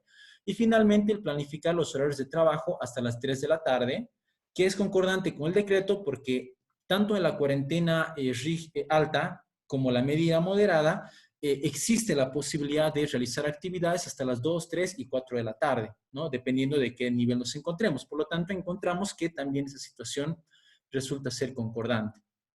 Pero ahora bien, ¿cuáles son las contradicciones? Y básicamente, ¿qué es lo que, si vemos la entrevista, es lo que ha sacado de las casillas a John Arandia cuando le hace la entrevista al gobernador Félix Pazzi? Son precisamente circunstancias que vamos a ver a continuación. La primera de ellas es que en el artículo primero de la resolución que emana del gobierno departamental de La Paz, nos habla de la flexibilización general de la cuarentena, con regulación y medidas estrictas de bioseguridad. Es decir, no está limitando a un sector específico, no está siendo expreso, concreto, decir que está flexibilizando. Está hablando de una flexibilización de manera general. El Decreto Supremo, en contraposición, nos dice que existe la suspensión de actividades tanto públicas como privadas en todos los sectores. Por lo tanto, si el Decreto Supremo nos habla de que debe haber una suspensión, paralización de las actividades públicas y privadas en todos los sectores, pero la resolución de la gobernación nos habla de una flexibilización general de la cuarentena en el Departamento de La Paz. La resolución de la gobernación también nos habla de ciertas medidas de bioseguridad, como decía, contemplando a sectores como la población en general. Es decir, ya está dando por sentado la resolución de la Gobernación de La Paz de que las personas pueden salir. No específicamente por sectores, sino está hablando de población en general, y ahorita vamos a ver por qué. Segundo, está hablando de trabajadores del sector público y privado que pueden salir de la cuarentena. Tercero, nos está hablando de medidas que se disponen para que pueda trabajar el sector de las peluquerías y finalmente el sector de transporte. ¿Qué es lo que encontramos en contraposición con el Decreto Supremo 4229? Este decreto nos habla de, y esto viene, y eso es importante recalcarlo, independientemente de las condiciones del nivel de riesgo, sea alto, medio, moderado, en otras palabras, las únicas actividades que pueden tener continuidad son las que están establecidas acá. ¿Y cuáles son? El sector industrial, manufactura y agropecuario, ¿no? Es decir, la producción de alimentos. Segundo, la entrega de comida, de alimentos a la población. Obviamente el servicio de entrega, quiero decir, no es que puedo ir a un restaurante a comer, sino que pido para que me lo lleven, eso sí. Nos habla de actividades del sector minero, las actividades de servicios, por ejemplo, de telefonía e internet, pero no es que van a comenzar a funcionar las oficinas, sino aquí nos habla siempre y cuando esos productos sean entregados a domicilio. La prestación de profesionales u oficios. Es decir, aquí está diciendo que una persona que desempeña cualquier oficio, cualquier profesión, no puede salir a trabajar, independientemente de qué nivel de cuarentena nos encontremos, sea alto, medio o moderado. Y finalmente, las actividades económicas del sector de la construcción. Entonces, el Decreto Supremo de Aplicación y Vigencia Nacional está limitando a solamente estas actividades como las únicas permitidas para ser realizadas hasta el día 31 de mayo. Paradójicamente, la Gobernación de La Paz nos habla e incluye, o básicamente crea otras, o da permiso a otras actividades económicas que no están previstas en el decreto y que el decreto expresamente de alguna manera la está prohibiendo, como por ejemplo el sector peluquería, inclusive el sector de transporte, tal como lo maneja la resolución del COE de La Paz, ¿no? Y la población en general. Ahora, ¿por qué decimos que es importante recalcar lo que decíamos hace rato de la flexibilización general? Porque dentro de la resolución nos habla de que está permitido a la población en general, no está diciendo a sectores determinados, a la población en general, le está permitido salir a las actividades laborales solo lo estrictamente necesario. Y aquí viene obviamente un cuestionamiento, es decir, la resolución no está definiendo qué se entiende por estrictamente necesario. Si, por ejemplo, preguntamos y decimos cuáles son las actividades imprescindibles, las actividades económicas imprescindibles, vamos a decir, bueno, las actividades económicas imprescindibles son efectivamente alimentos, por ejemplo, ¿no? Medicamentos, esos son imprescindibles que deben funcionar. Pero cuando le preguntan a una persona cuál es la actividad imprescindible, muchas veces puede ser que nos respondan la actividad económica o el trabajo imprescindible es aquel que lleva el pan a tu casa. Es decir, el trabajo imprescindible es el que te permite ganar dinero para poder darle de comer a tus hijos. Por lo tanto, cuando decimos y hablamos de que las personas puedan salir a realizar sus actividades laborales solo lo estrictamente necesario, ¿qué se entiende por estrictamente necesario? Yo puedo entender como estrictamente necesario el salir porque tengo una audiencia con un detenido, con un aprendido, por ejemplo, y que tengo que poder entrevistarme con él, qué sé yo, para la audiencia cautelar o lo que fuera.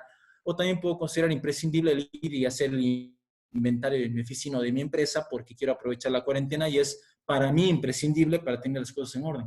Pero ¿será que una cosa es comparable con la otra? El médico que sale porque tiene que atender a un paciente será tan imprescindible o tan estrictamente necesario como el que va a hacer el inventario de su oficina o de su empresa. Entonces, para cada uno, la definición de lo que es estrictamente necesario puede variar y puede ingresar en la subjetividad, porque lamentablemente, en mi criterio, la resolución debería haber delimitado y conceptualizado qué es lo que se entiende como una actividad laboral estrictamente necesaria, salir en cuanto a lo estrictamente necesario. Por el caso contrario, cualquier persona que pueda salir a vender, los gremialistas, por ejemplo, que salen a las ferias, van a considerar estrictamente necesario salir a vender porque sin eso no tienen que dar de comer a sus hijos. Entonces, cada uno va a generar su propia definición de lo que se denomina como estrictamente necesario. ¿Qué es lo que pasa en contraposición con el Decreto Supremo 4229? Nos habla de que está permitida la salida de las personas una vez por semana, solamente con fines de abastecimiento y atención del sistema financiero. En cambio, la resolución de la gobernación nos habla, ¿no? Salgan a trabajar. Pueden realizar actividades laborales solamente lo necesario, pero ¿se dan cuenta de la contradicción? La resolución también nos habla de la Gobernación de La Paz, de que los municipios deben planificar la circulación del transporte tomando en cuenta el número de placas. Y en la planificación, tomar en cuenta el número de pasajeros en función de negociación con el tipo y característica de la movilidad. Porque de hecho que la resolución de la Gobernación de La Paz lo que está haciendo es generar una carta blanca para que el sector transporte pueda salir a trabajar en todo el departamento de La Paz. Minibuses, taxis, micros, todos podrían salir a trabajar. ¿Qué nos dice el decreto supremo? En un nivel de riesgo alto está prohibida la circulación vehicular pública y privada, en contraposición con la resolución de la Gobernación. El decreto supremo nos habla de que cuando el riesgo es medio, la circulación vehicular solamente debe ser del transporte de los trabajadores de las empresas o instituciones expresamente autorizadas por el Ministerio de Gobierno. No nos habla de un transporte público de manera general. Ya en un riesgo moderado, sí nos habla de la autorización de transporte público y privado, pero de acuerdo a una regulación general del nivel central del Estado y regulación especial particular. Es decir, que hay dos regulaciones, del nivel central y de la entidad territorial autónoma, para que funcionen los servicios de transporte público. Y tampoco está dando la carta blanca para que cualquier entidad autónoma pueda emitir una disposición de que el sector transporte, por ejemplo, pueda salir, porque ya está delimitando. Imagino yo que la Gobernación de La Paz está asumiendo de que va a ingresar el Departamento de La Paz en una cuarentena de riesgo moderado, porque es la única forma en la cual yo puedo interpretar de que permita la circulación de transporte público cuando es la única condición en la cual eso puede funcionar es dentro del riesgo moderado bajo el paraguas del Decreto Supremo 4229, pero ni siquiera en las condiciones conforme se las ha planteado, porque de hecho que lo peligroso es de que la entrada en vigencia básicamente es desde mañana. Es decir, la cuarentena estricta y el nivel alto funciona hasta el día de hoy. Desde el día de mañana, conforme al decreto 4229, cada entidad territorial autónoma tiene la facultad de poder diseñar sus políticas o emitir normativa, pero concordante, ¿no? Y en coordinación.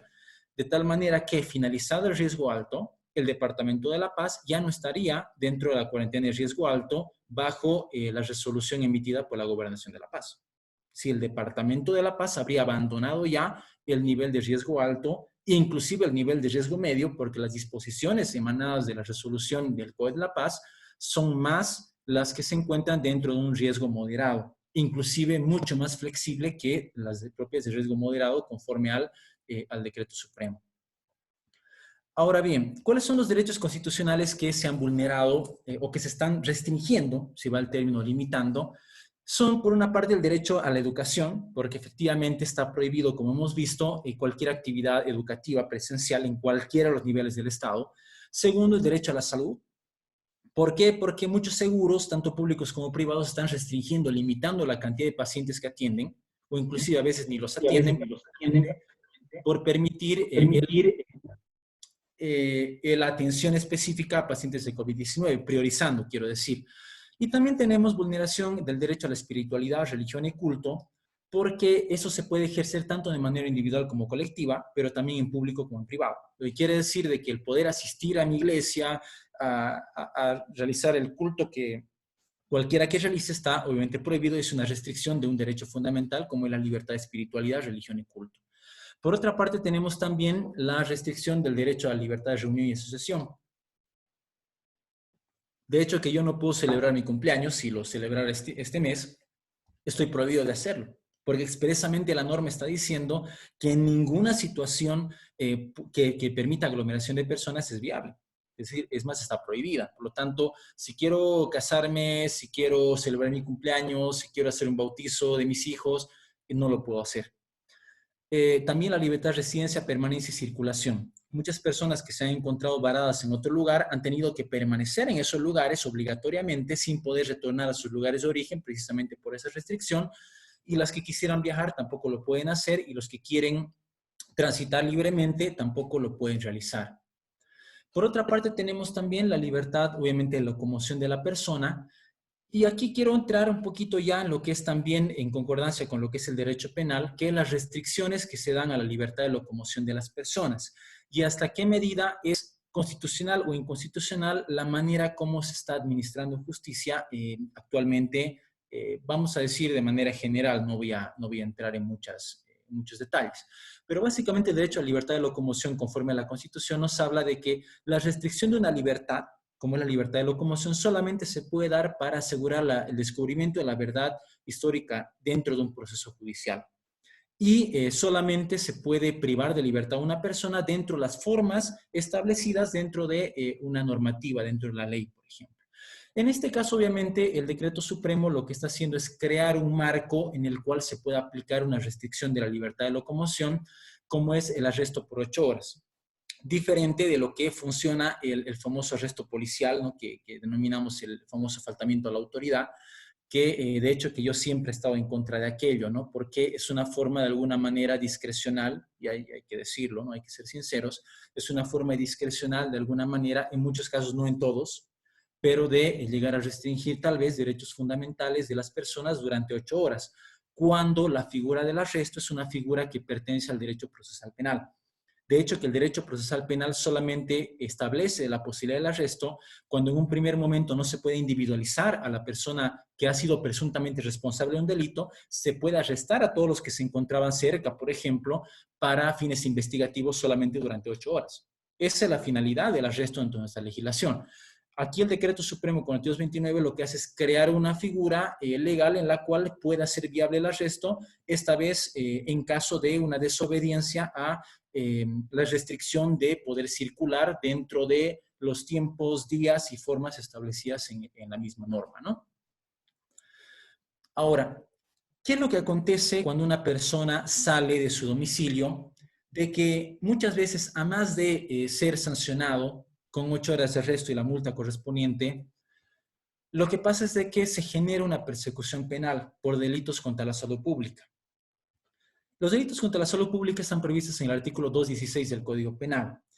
¿Qué nos dice? Tiene básicamente 11 numerales, 11 formas diferentes en las cuales una persona podría llegar a atentar contra la salud pública, pero básicamente las que engloban las circunstancias que estamos viviendo son 3. El propagar enfermedades graves o contagiosas, o básicamente o ocasionar epidemias. Eso en el caso de las personas que estuvieran efectivamente contagiadas, por ejemplo, por coronavirus, y no tomaran las medidas necesarias y generaran un contagio a las demás personas. Por otra parte, tenemos el provocar escasez o encarecimiento de artículos alimenticios o medicinales en perjuicio de la salud pública, ¿no? Básicamente, el generar una alza de precios con la finalidad de ciertos productos específicamente alimenticios y medicinales, ¿no? Y el numeral 9, que es el que obviamente yo lo critico, porque señala que realizar cualquier otro acto que de una u otra manera afecte a la salud de la población. En materia penal existe un principio básico que es el principio de taxatividad. ¿Qué quiere decir esto? La ley debe ser taxativa, debe ser expresa, debe ser clara, debe ser concreta, específica. En materia penal no se puede dar lugar a múltiples interpretaciones, porque ahí viene, si damos una interpretación subjetiva para que cada uno entienda lo que le parece, al final vamos a terminar siendo condenados por conductas que no están expresamente previstas, a discrecionalidad de cómo queramos entenderlas.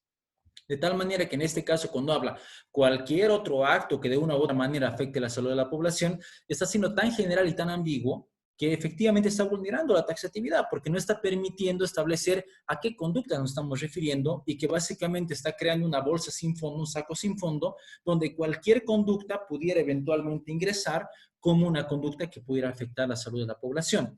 Y aquí viene muchas veces lo que acontece es de que una persona que sale de su domicilio un día o una hora que no es la correcta, se le persigue penalmente por delitos contra la salud pública.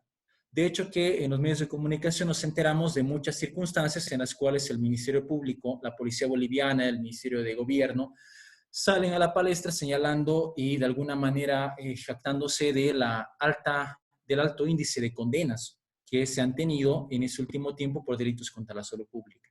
Situación que obviamente analizando objetivamente y jurídicamente en lo personal como abogado no estoy de acuerdo, porque para hablar de un atentado contra la salud pública debemos establecer de que efectivamente la persona haya realizado un acto que vaya en contra de la salud o la vida de las personas. En este caso, el solo salir de de mi casa no está generando una vulneración si yo no estoy contagiado por ese virus. ¿Cómo podría yo generar una epidemia o contagiar una enfermedad que en realidad yo no estoy padeciendo, ¿no? Y muchas veces las condenas que se generan, por ejemplo, obedecen a circunstancias no específicamente ligadas a la comisión del delito, sino a la coyuntura en la que estamos viviendo. Para asumir defensa, muchas personas que están siendo procesadas por delitos contra la salud pública no cuentan con los mecanismos idóneos, como por ejemplo la obtención de pruebas. ¿Cómo voy a poder yo presentar a un juez certificado de nacimiento, certificado de matrimonio para desvirtuar mi peligro de fuga y acreditar que tengo una familia si el CERESI no está trabajando? Y no hay ninguna oficialía de registro civil abierta que me pueda extender un certificado. ¿Cómo puedo acreditar mi identidad? Por ejemplo, y mi procedencia, si he perdido mi carnet, si el CEGIP no está trabajando y no tengo la posibilidad de obtener mi cédula de identidad para presentarla ante la audiencia de medidas cautelares. ¿Cómo puedo obtener cualquier folio, llámese folio real o lo que fuera, si no está trabajando, ¿no? Entonces, esas limitaciones de la coyuntura de instituciones que no están ejerciendo funciones hace que la persona que está siendo objeto de un procesamiento penal no llegue a tener las condiciones normales que tendría en una situación normal, valga la redundancia, para asumir una defensa y evitar, por ejemplo, una detención. Por ello es de que lo que hacen generalmente las personas es someterse a los procedimientos abreviados. Si ustedes van a la prensa y escuchan noticias, la mayoría de las condenas, y de hecho que prácticamente casi todas las condenas que se han generado en este último tiempo por atentados contra la salud pública, emergen de un procedimiento abreviado. ¿Qué quiere decir? Yo me declaro culpable ante el juez, decir, sí, efectivamente, señor juez, he vulnerado la salud pública porque he salido un día que no me correspondía, condéneme a 2 a 3 años, de tal manera que una condena hasta 3 años por ser la primera vez, la persona aún condenada no va a ejecutar, efectivamente no va a cumplir la condena en un centro penitenciario por una figura que se llama el perdón judicial o la suspensión condicional de la pena. De tal manera que a afrontar un proceso del cual puede emerger mi detención preventiva, donde yo no la voy a poder hacer cesar hasta que termine la cuarentena y pueda recabar toda la documentación que necesito, yo como imputado voy a preferir someterme al abreviado, declararme culpable, pedir la pena mínima de tal manera de salir con condena, pero tener libertad. Entonces, esa coyuntura es la que está impidiendo en materia judicial el ejercitar correctamente, si vale el término, la administración de justicia, ¿no? Ahora bien, finalmente, ¿qué circunstancias van a acontecer que nos van a permitir a nosotros el poder incumplir de una manera deliberada, inclusive, las normas que están establecidas, ya sea municipal, departamental o nacional? Si ustedes analizan los decretos supremos que han sido emitidos y cualquier norma que ustedes analicen de su municipio, de su departamento, siempre tienen un artículo que implica una salvedad. Básicamente dice, ¿no? Se prohíbe circular o salir de los domicilios, salvo que fuera para un caso de necesidad en el cual esté en peligro la salud, la vida, es decir, ya insertan esa normativa, esas situaciones. Pero no es que esas normativas o esos decretos nos están dando la facultad de poder, o están descubriendo esa facultad o nos la están dotando. Esa facultad, de hecho, que ha existido siempre en el ordenamiento jurídico, específicamente en el Código Penal.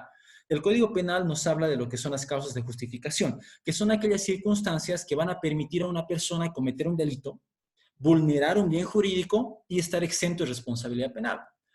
En este caso tenemos 3 circunstancias que permiten que una persona pueda vulnerar un bien jurídico y no tener ningún tipo de responsabilidad ni ser sancionado. La legítima defensa, el ejercicio de un derecho, oficio, cargo, cumplimiento de la ley o de un deber y el estado de necesidad. Brevemente, legítima defensa, alguien me ataca, yo me defiendo y termino lesionando o matando a mi agresor. Si lo hago en legítima defensa, estoy exento de responsabilidad, aun cuando haya lesionado o matado a mi agresor en la medida de que lo hice para defenderme. Ejercicio de un derecho, oficio, cargo, cumplimiento de la ley o de un deber. Es cuando emerge de la ley, de una norma, la facultad de una persona de restringir un derecho, ¿no? En este caso, un decreto supremo que establece la prohibición de salir, ¿no? Y es una facultad que emana de la presidenta, de gobernadores o de alcaldes municipales de poder emitir esa normativa que restringe derechos fundamentales. Y aquí viene lo interesante, que es el estado de necesidad, que es lo que sí aplicamos generalmente, que es para aquellas personas que no tienen la posibilidad de obtener un permiso de circulación, pero sí necesitan, por una situación de fuerza mayor, el poder salir. sin el temor de tener que ser arrestados o tener que ser procesados penalmente. El estado de necesidad se fundamenta en que se analiza la existencia de ponderación de dos bienes. Es decir, el hecho de que yo salga de mi casa implica que estoy desobedeciendo la normativa nacional en cuanto al decreto supremo. Pero paralelamente también tenemos de que si yo salgo de mi casa porque algún familiar ha tenido un accidente y tengo que llevarlo al hospital, automáticamente el derecho a la vida, a la salud o a la integridad de esa persona, de mi familiar, me va a autorizar a mí a poder vulnerar cualquier decreto, cualquier reglamentación de prohibición de circulación en la medida de que esté protegiendo un derecho superior, que en este caso es la vida de mi familiar, que tengo que llevar al hospital para que reciba atención médica. Entonces, de tal manera que esas circunstancias permiten que una persona pueda hacerlo. Tengo que trasladar a un enfermo para que realice una diálisis, a una embarazada porque tiene que dar a luz o tiene alguna complicación, por ejemplo, alguna persona que ha sufrido un accidente. Es decir, son circunstancias en las cuales podemos ingresar y justificarnos para evitar precisamente la sanción. Y eso es bueno que lo conozcamos todos los ciudadanos para poder eventualmente hacer respetar ese derecho frente a las personas que de buena fe obviamente están haciendo respetar la cuarentena, pero también frente a aquellas personas e instituciones que están haciendo respetar la cuarentena para saber en qué casos sí sería flexible sin necesidad de que exista una normativa expresa, si no son casos específicos en los cuales se permite que la persona pueda entrar en franca vulneración obviamente, la normativa de cuarentena. He tratado de desglosar en este corto tiempo que tenemos, para no terminar cansando mucho, la situación y un análisis que he querido hacer sobre la situación de cuarentena, específicamente ligado a los derechos y libertades, en qué medida pueden restringirlos, en qué medida podemos ejercerlos, cómo deberían ser las normas en cuanto a la cuarentena, cómo deberíamos comportarnos y obviamente también articulando en base a la normativa que ustedes tranquilamente la pueden revisar porque se las he puesto ahí. Ustedes pueden ir a buscarla en internet y poder revisar todos los argumentos jurídicos que yo les estoy esgrimiendo en este caso, ¿no? Voy a concluir simplemente con una frase que me ha parecido muy propicia, muy pertinente en realidad para la circunstancia en la que vivimos, que fue realizada o fue dicha por un autor peruano, Fernando Silva Santisteban. Él nos decía: ha sido evidentemente por aquello que llamamos responsabilidad que el primate se convirtió en humano, en sujeto de derecho o sujeto moral que debe asumir las consecuencias de sus actos y ser, por lo mismo, objeto de castigo o de recompensa, de repudio o de estima social, de desprecio o de respeto. Eso me ha parecido muy pertinente a la coyuntura porque precisamente lo que nos diferencia, según el autor, y en lo cual yo concuerdo, de lo que era el primate o de lo que son los animales, es precisamente la noción la conciencia de la existencia. La noción de que existimos y de que somos responsables de nuestros actos, que nuestros actos tienen consecuencias, que nosotros podemos preverlas antes de realizarlas. De tal manera que para poder sobrellevar esta cuarentena y poder llegar a un buen puerto sin mayores muertos, sin mayores daños, por ejemplo, trata de que cada uno asuma su responsabilidad. Seamos conscientes de nuestra existencia en esta sociedad y seamos conscientes de que lo bueno o malo que hacemos tiene consecuencias. De tal manera que el momento en que cada uno de nosotros, de manera individual, asuma esas consecuencias, pues dentro de la sociedad efectivamente va a haber un cambio positivo que nos va a permitir lo más antes posible salir de esa situación obviamente incómoda y en la que nos encontramos, ¿no? Entonces, con eso quiero concluir mi participación dentro de esta conferencia. Les voy a dar la palabra para que ustedes puedan realizar alguna consulta, si es que la tienen y lo consideran pertinente. Adelante, por favor, sin miedo. Doctor, buenas noches. ¿Puedo hacer una pregunta, por favor? Buenas noches, claro que sí, adelante. Doctor, en primer lugar, felicitarlo por la ponencia que compartió el día de hoy. Y bueno, mi inquietud va por esta pregunta. Usted hablaba acerca de las medidas de bioseguridad en diferentes situaciones, más no pude escuchar o tal vez no es que corresponde en este temario, pero me llama la atención cómo se puede trabajar, viabilizar en cuanto a las medidas de bioseguridad en el sector educativo? Mire, lo que acontece en principio es de que el sector educativo tiene una disposición que es clara y contundente. El sector educativo no puede trabajar de una manera presencial hasta el día 31 de mayo. Aun cuando se emitan disposiciones municipales o departamentales, eso emana de la disposición nacional, que en este caso es el decreto supremo. Por lo tanto, sabemos que hasta el 31 de mayo no existe ninguna medida de bioseguridad que permita al sector educación el poder realizar actividades de manera normal, ¿no? Hay que tener clara por ese lado, ¿no? Por eso es de que dentro de ese contexto, el propio Ministerio de Educación ha comenzado a generar precisamente reglamentaciones para lo que es la educación virtual, que permita el no tener que recurrir a una educación presencial para poder realizar. Y el hecho de que se haya comenzado a capacitar tanto a docentes y profesores de todos los niveles, me lleva a mí a la convicción de que esa situación no se va a terminar el 31 de mayo, ¿no? Lo más probable es por el nivel de capacitación o por la amplitud de capacitación que esté teniendo, lo más probable es de que esa restricción se haya mucho más allá, tal vez un par de meses más, porque la capacitación intensa que se está dando no es solamente el 31 de mayo, es para mantener una situación precisamente que permita una educación virtual. De tal manera que al hablar de medidas de bioseguridad, yo las pensaría de aquí tal vez un par de meses, recién podríamos estar pensando de qué medidas de bioseguridad implementar, pero mientras tanto, en mi criterio, lo más probable es que mantengamos la restricción de poder realizar actividades educativas, ¿no? Tomando en cuenta que la cantidad de personas aglomeradas es precisamente lo que va a generar un riesgo de contagio, ¿no? Gracias, doctor. Doctor, si me Gracias, permite. doctor. Buenas noches. Si me permite, por favor. Ya, la compañera y después el compañero. Primero las damas por el día de hoy. Gracias. Adelante. Muchas gracias. Bueno, sin más, felicitarlo por la ponencia que ha tenido. Gracias. Creo que estas charlas son muy importantes porque también, ¿no?, nos vamos capacitando desde casa. Mi pregunta va a lo siguiente. Bueno, escuchaba que ha tocado el decreto de la Ciudad de La Paz. También había escuchado de que en este decreto o en estas nuevas disposiciones que estaban sacando, estaba entrando lo que es las normas para poder regir lo que va a ser los alquileres. Me gustaría saber su opinión acerca de esto.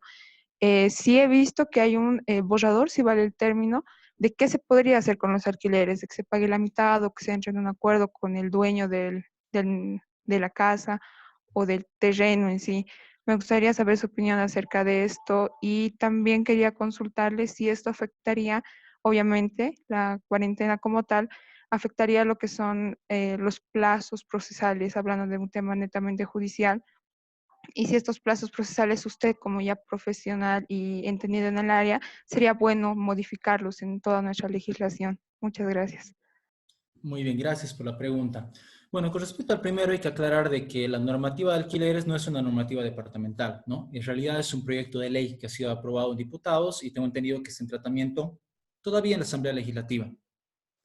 El tema del proyecto de ley de alquileres, como estaba planteado por lo menos, me parece a mí una figura lógica. Es decir, si bien por una parte debemos que velar por las personas que no perciben ingresos y que esa percepción nula, si va el término de ingresos, va a imposibilitar el pago de alquileres. Obviamente esos meses, mucha gente no está pudiendo pagar alquileres precisamente porque no tiene ingresos. Pero no es que una vez que se levante la cuarentena van a poder pagar de golpe todos los meses que no han podido cancelar en una primera instancia. Por ello es de que la lógica, hay un error gramatical que es imperdonable desde mi punto de vista en el proyecto, porque habla de una condonación del 50% de los alquileres, cuando en realidad el proyecto se refiere no a una condonación, porque condonación implica el perdonar, es decir, no paguen el 50% de alquileres, y eso no es lo que está establecido en el proyecto. Lo que establece el proyecto es de que se va a pagar el 50% y el otro 50% se hace una prórroga para después de enero de 2021, es decir, poder reprogramar, si vale el término, el 50% de los alquileres. No es una condonación como tal.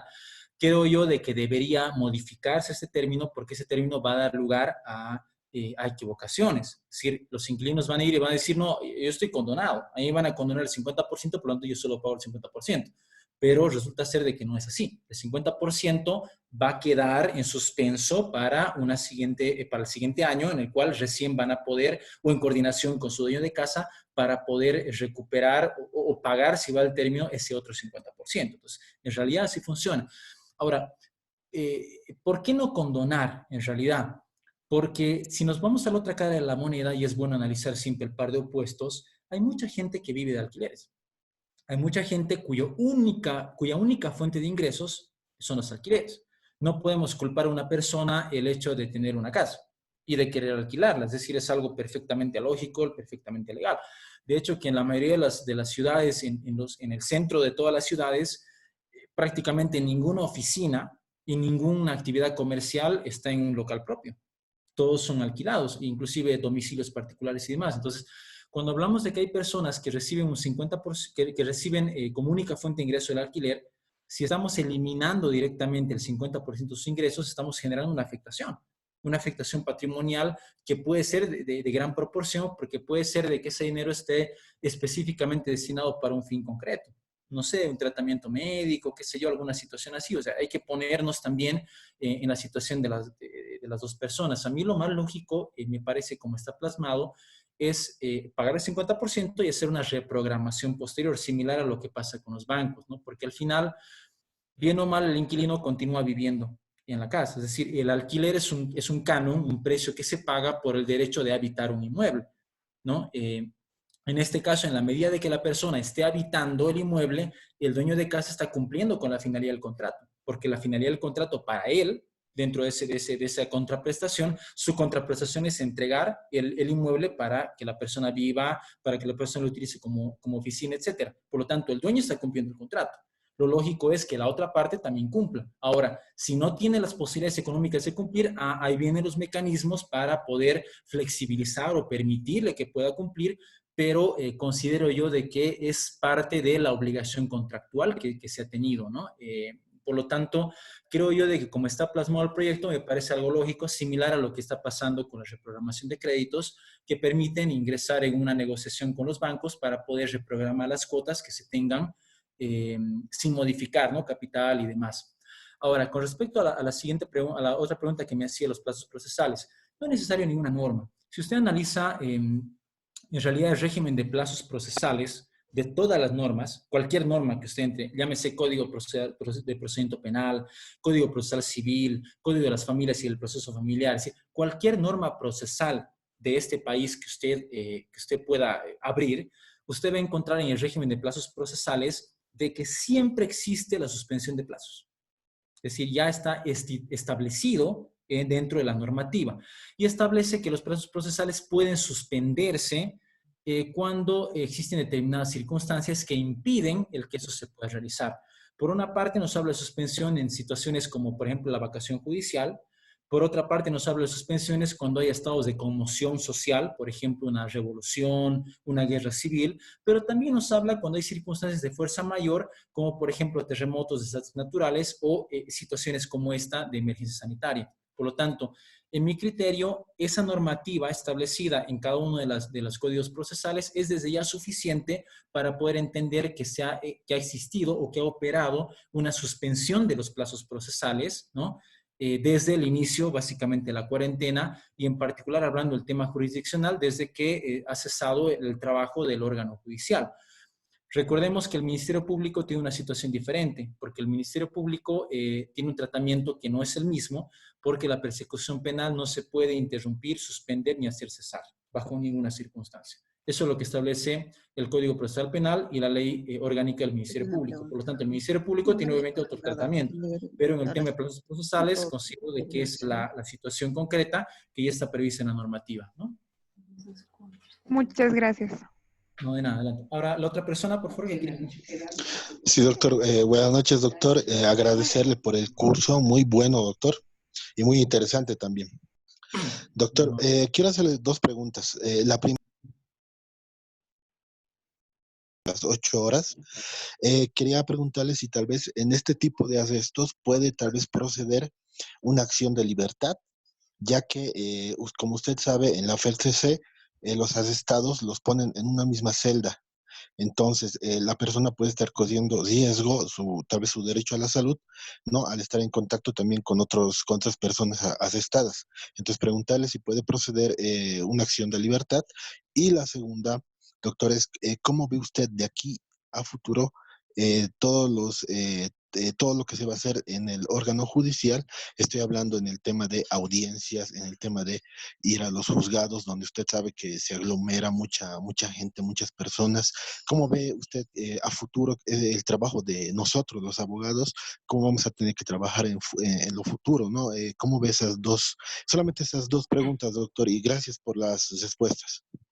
Claro que sí, muchas gracias más bien por las consultas. Bueno, en primera instancia, con respecto a las 8 horas, en mi criterio sí, se puede interponer una acción de libertad. ¿Por qué? Porque la acción de libertad protege básicamente el derecho a la vida, el derecho a la libertad de locomoción, el derecho a la integridad corporal, ¿no? Y obviamente también el derecho a la salud como situación implícita. Porque se aplica cuando una persona está indebidamente procesada, perseguida, cuando cree que su vida está en riesgo, por ejemplo. Entonces, de hecho, que si bien la policía lo que está haciendo es cumplir procedimentalmente la situación del arresto, que implica la restricción de la libertad durante 8 horas, hasta ahí lo entendemos, ¿no? Pero más allá de eso, la privación de la libertad durante 8 horas es solamente eso, restricción de la libertad de locomoción durante esa cantidad de horas. No implica como una situación extra el poner en peligro la vida o la integridad corporal como una yapa, perdón la terminología, pero como una especie de yapa que le hacemos como para que escarmiente por haber infringido la cuarentena. ¿Sí? No funciona de esa manera. De hecho, que lo que debería hacer la policía boliviana es establecer precisamente los mecanismos o lugares correctos en los cuales se permita cumplir. De hecho, que en La Paz, me parece, no me acuerdo si es en La Paz o el Alto, se ha habilitado un coliseo para que las personas puedan permanecer ahí. Ahí se puede mantener cierto distanciamiento social que permite tal vez no generar tanto riesgo entre la salud de las personas. Pero lamentablemente en el resto del país se aplica al resto como ocurren los arrestos normales, dentro de una celda donde pueden estar 5 o 10 personas sin ningún problema hasta cumplir sus 8 horas y después salen. Pues, situación que en mi criterio, estoy totalmente de acuerdo con usted, de que ingresa en franca vulneración del derecho a la vida y el derecho a la salud, ¿no? Y la integridad corporal, porque la restricción de la libertad ya está dada, perfecto, pero esa restricción no debe implicar como una situación extra el vulnerar algún otro derecho que no está dentro de la normativa. Y el hecho de que la policía no tenga una celda para cada persona arrestada, es decir, la policía debe ver los mecanismos en los cuales va a poder cumplir esa norma, pero sin arriesgar la salud. Es decir, eso ya es una responsabilidad institucional de la persona que va a cumplir. No es una responsabilidad mía como ciudadano el decir a la policía dónde me tiene que arrestar. Yo voy y la policía me tiene que dar las condiciones para que yo pueda estar arrestado sin vulnerar mi vida, sin generar un riesgo de contagio dentro de la instalación policial, por lo menos, ¿no? Y por ello es que considero que sí sería procedente en lo referente a la vulneración del derecho a la vida, ¿no? Y a la salud y a la integridad corporal de esa persona. Ahí sí considero que sería procedente, por lo cual lo que va a hacer en realidad la autoridad jurisdiccional no es ordenar mi libertad. Lo que va a hacer es disponerle o ordenarle a la policía que me realice el arresto en una institución o en un lugar que permita el mantener cierto distanciamiento y evitar lo que es el contacto o la posibilidad de contagio con otras personas. Ahora, con respecto a lo que mencionaba de las audiencias, lo que pasa es que en Bolivia, lamentablemente, siempre le hemos tenido miedo al cambio, ¿no? Cuando teníamos un procedimiento escrito, le teníamos miedo al procedimiento oral, ¿no? El año 2000, antes del año 2000, cuando se hacía el procedimiento oral escrito, pues todo el mundo decía, no, y con el procedimiento oral, ¿qué va a pasar? Es decir, lo satanizaban. Lo mismo pasaba del procedimiento civil escrito al procedimiento civil oral, es decir, tenemos miedo al cambio generalmente, ¿no? Pero hemos visto que el cambio es perfectamente posible y es muchas veces positivo. De hecho, que las audiencias virtuales, muchos países lo han realizado y lo vienen realizando muchos años antes que nosotros. Costa Rica ha sido uno de los pioneros. De hecho, en Costa Rica hace muchos años ya se grababan las audiencias, se hacían por videograbación inclusive. Las audiencias no te entregaban al final el acta de audiencia escrita, te entregaban la grabación, cosa que en Bolivia hasta ahorita no se da y recién se está comenzando a querer implementar. Imagínense cuando en realidad en Costa Rica hace como 10 años ya tienen esa situación. Entonces, el tema de las audiencias virtuales, yo considero que va a ser una situación que va a continuar. ¿Por qué? Porque si analizamos Wuhan, en China, el 2019, en octubre o noviembre comienza la epidemia, y el día de hoy, viendo las noticias, me noticié de que hay un nuevo caso de coronavirus en Wuhan. Es decir, imagínense cuánto tiempo ha pasado desde el lugar donde se ha iniciado la epidemia, ¿no? Ya van a transcurrir como 6 meses y ha habido nuevamente un caso de coronavirus. Entonces, de alguna manera hay que pensar de que el modo de vida, el modo de trabajo que vamos a tener no va a terminar el 31 de mayo. Ese modo de trabajo se va a mantener durante varios meses. Más, yo diría que inclusive unos 6 meses por lo menos vamos a tener que implementar ciertos mecanismos. El tema de las audiencias virtuales para mí sería algo que se debería continuar, no solamente aún cuando pase la emergencia sanitaria, porque hay muchas veces en las cuales un abogado debe viajar a otro lugar solamente para realizar una audiencia y volver a su lugar de origen. Entonces, ¿qué sentido tiene de que el abogado tenga que ir físicamente a un lugar durante unas horas para después tener que retornar otra vez porque tiene otros actos procesales en su lugar de origen, cuando en realidad con una audiencia virtual, sin moverse del lugar donde está, puede tranquilamente ejercitar la defensa de su cliente sin necesidad de hacer incurrir inclusive a su cliente en gastos innecesarios como el transporte, estadía, y sin necesidad de perder el tiempo? Es decir, creo yo de que son mecanismos que deberían ya haber estado dentro de la Administración de Justicia en Bolivia, y mi criterio es que deberían mantenerse. Por ello es de que yo abogo porque las audiencias virtuales continúen, y no solamente, actualmente se aplican para el área constitucional, acciones de defensa que tengan que ver con la acción de libertad, y para el tema penal en cuanto a los aprehendidos. Pero según las últimas reglamentaciones que saca el órgano judicial, pues se va a ampliar en realidad para todas las áreas, y me parece totalmente fabuloso, ¿no? Que obliga al profesional a tener otra faceta, sí. De hecho, que muchos abogados que no litigaban oralmente y no podían generar esa expresión oral que se necesitaba, lamentablemente han tenido que acomodarse a la situación. Entonces no les ha quedado otra, pero eso es algo positivo, porque les ha hecho crecer profesionalmente. Muchos abogados que de alguna manera no estamos acostumbrados al tema de la tecnología, vamos a tener que hacerlo, vamos a tener que aprenderlo, pero eso no es algo negativo. No nos está degradando como profesionales, sino más al contrario, nos está permitiendo tener mejores conocimientos que en realidad los tienen y los aplican en otras partes del mundo. Es decir, no estamos inventando la pólvora, es más, estamos retrasados en cuanto a la utilización de tecnologías de la comunicación e información, ¿no? Entonces, ese es básicamente mi criterio, ¿no? Doctor, muy buenas noches. Bueno, Buenas noches. básicamente mi pregunta es en el accionar de la policía boliviana, ya que actualmente se ha visto por el tema de las redes que ellos han realizado arrestos domiciliarios, ¿no? Se han entrado a las casas, y en algún caso algunas personas que han sido arrestadas han sido obligadas a realizar trabajos de limpieza en las plazuelas, incluso a trotar por algún lado, ¿no? Eso se ha visto en las redes.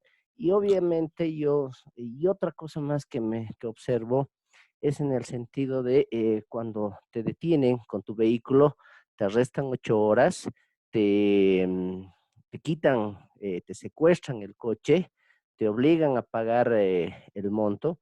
Ya estamos sumando 3 sanciones, ¿no? Entonces, ¿cómo podemos nosotros actuar como abogados en el sentido de el artículo 25 de la Constitución Política referente a los derechos civiles señala la inviolabilidad del domicilio? El artículo 15, parágrafo 5, en el tema de ninguna persona puede ser sometida a servidumbre ni esclavitud, y obviamente el tema de la doble sanción que está prohibida, ¿no? ¿Cómo actuamos nosotros como abogados en este caso, doctor? Muchas gracias. Gracias a usted por su pregunta. Lo que pasa es que hay que circunscribirnos a la sanción, ¿no? Es como cuando uno piensa y dice a la persona que está condenada en una cárcel, además de privarla de libertad, hay que privarla de comida, hay que privarla de agua, hay que privarla de todo lo que se pueda, ¿no? Porque ha cometido un delito. Cuando en realidad la norma, la única restricción del derecho es de la libertad.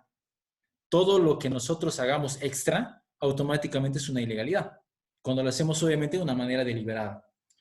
En el caso, extrapolándolo a un tema simple como es el arresto de 8 horas, ocurre una situación similar.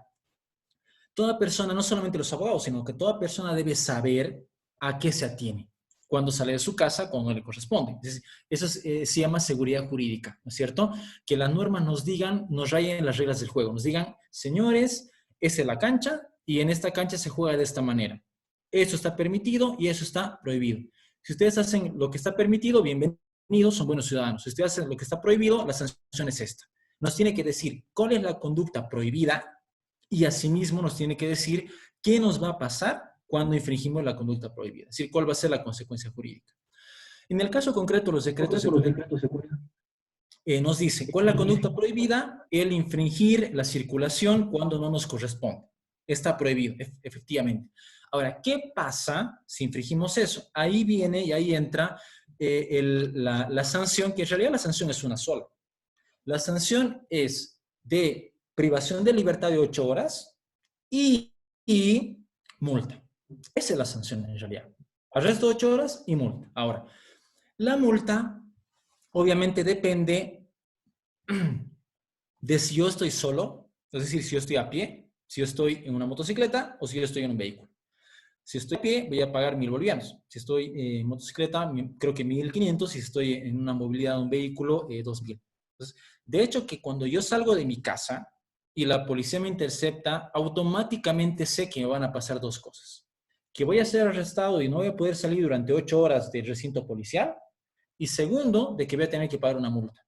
Y la multa va a estar en función de qué medio de transporte esté utilizando. Por lo tanto, hasta ahí tenemos que tener todos los ciudadanos la figura clara. No hay secretos, no hay magia, no hay un conejo que salga del sombrero, no. Esa es la sanción. Ahora, de que efectivamente ha habido casos, no quiero generalizar, jamás me gusta generalizar porque siempre hay gente buena y mala en todo lado. Hay buenos y malos abogados, hay buenos y malos médicos, hay buenos y malos policías, como en todo lado hay buenas y malas personas. Efectivamente, hay circunstancias como una que ha estado documentada por los medios de comunicación en Santa Cruz, hace el mes pasado, me parece, donde un médico lo arresta, ¿no? Por estar circulando con su vehículo y además del arresto le obligan a lavar una de las patrullas, ¿no? Obviamente se genera una situación, ¿no? De salir al abogado, ¿no? Por los medios de comunicación, diciendo cómo es posible a mi cliente, y bueno, con toda razón. ¿Por qué? Porque nosotros los bolivianos estamos acostumbrados a que la gente debe escarmentar, según nosotros. Por lo tanto, mientras más podamos ponerle cosas para sancionarlo, aunque la ley no lo diga, pero como yapa, lo hagamos. Es decir, esa persona ha salido, su sanción es solamente arresto y multa. No, pero por si acaso le hagamos lavar el baño porque así aprende. O le hagamos trapear toda la EPI, toda la estación policial para que aprenda. Es decir, ¿qué necesidad tenemos de generar esas sanciones que están al margen de la ley? Cuando generamos esas sanciones por el querer escarmentar, automáticamente la persona que lo hace está ingresando en un delito. Y va a tener responsabilidad disciplinaria y responsabilidad penal. Entonces, es una situación totalmente innecesaria porque si a mí como policía, como fiscal, como juez, qué sé yo, como ciudadano no me parece la sanción o me parece muy leve, pues tengo que pedirle a la instancia correspondiente que la modifique o que reconsidere modificarla. Pero mientras la sanción no se modifique, tengo que acatarla tal y como está. Si la sanción solo dice arresto y multa, solamente es arresto y multa. No tengo que lavar los baños, no tengo que lavar patrullas, no tengo que trotar, no tengo que hacer absolutamente nada, no tengo que pintar la casa de nadie, no tengo que hacer nada. Entonces, parte porque comprendamos, porque el ciudadano entienda y cuando se genere ese abuso, el ciudadano tenga la capacidad de decirle principio de reserva legal, lo que les hablaba en un inicio. En el ejercicio de derechos, nadie será obligado a hacer lo que la Constitución y las leyes no manden, ni privarse lo que no prohíben. Si el decreto no me dice que mi sanción por haber salido es lavar una patrulla, yo no tengo por qué tocar un balde de agua para lavar esa patrulla. Si el decreto no me dice que yo no tengo que trapear el piso de la EPI como sanción, yo no tengo por qué agarrar un trapeador para trapear eso, aun cuando el policía me lo diga. Porque el policía y yo como ciudadano nos circunscribimos a la ley. Eso se llama principio de legalidad. Y eso es precisamente lo que puede generar inclusive la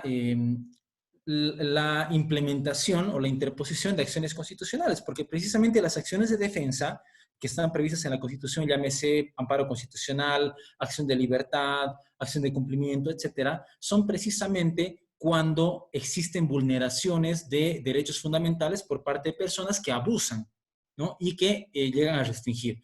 No son todos los policías lo que hacen, jamás voy a decirlo, de hecho que yo soy docente también, de Cefotés, de la policía boliviana, conozco muy buenos uniformados, conozco gente de mucha ética, gente muy profesional, en realidad también, ¿no? Tengo alumnos también en la universidad, soy docente universitario y también tengo alumnos que son policías, que están estudiando Derecho y también excelentes personas y muy profesionales, por lo tanto creo yo de que son casos aislados, ¿no? Pero cuando se den esos casos aislados hay que saber como ciudadano confrontarlos correctamente con la norma en mano, ¿no? Y obviamente como abogados, el establecer obviamente un límite, decir, si aquí pasa esto van a pasar dos cosas. Primero, voy a interponer una acción constitucional, ¿no? Y segundo, que voy a interponer una acción disciplinaria y penal en contra del funcionario que está infringiendo. ¿Por qué? Porque el cliente o la persona ya está siendo sancionada con arresto y la multa. Por lo tanto, el momento que eso pasa ya ha cumplido su sanción. Lo demás que se haga ya es un exceso y ya ingresa en el ámbito delictivo, ¿no?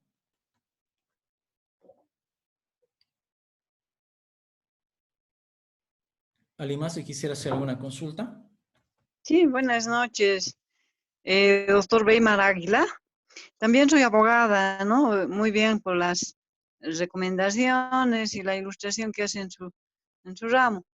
Pero nuestra observación del anterior abogado y la mía propia es la siguiente. Un país se rige por una norma madre que se llama Constitución Política del Estado. Claro La que sí. misma es la ley de leyes, que resguarda nuestros derechos constitucionales. Y una de ellas es la libertad. Y usted nos deja entender que un decreto, yo diría un decretillo, tiene supremacía en su, ¿cómo se dice? Esto en el marco constitucional, claro, para que se pueda acatar esa norma.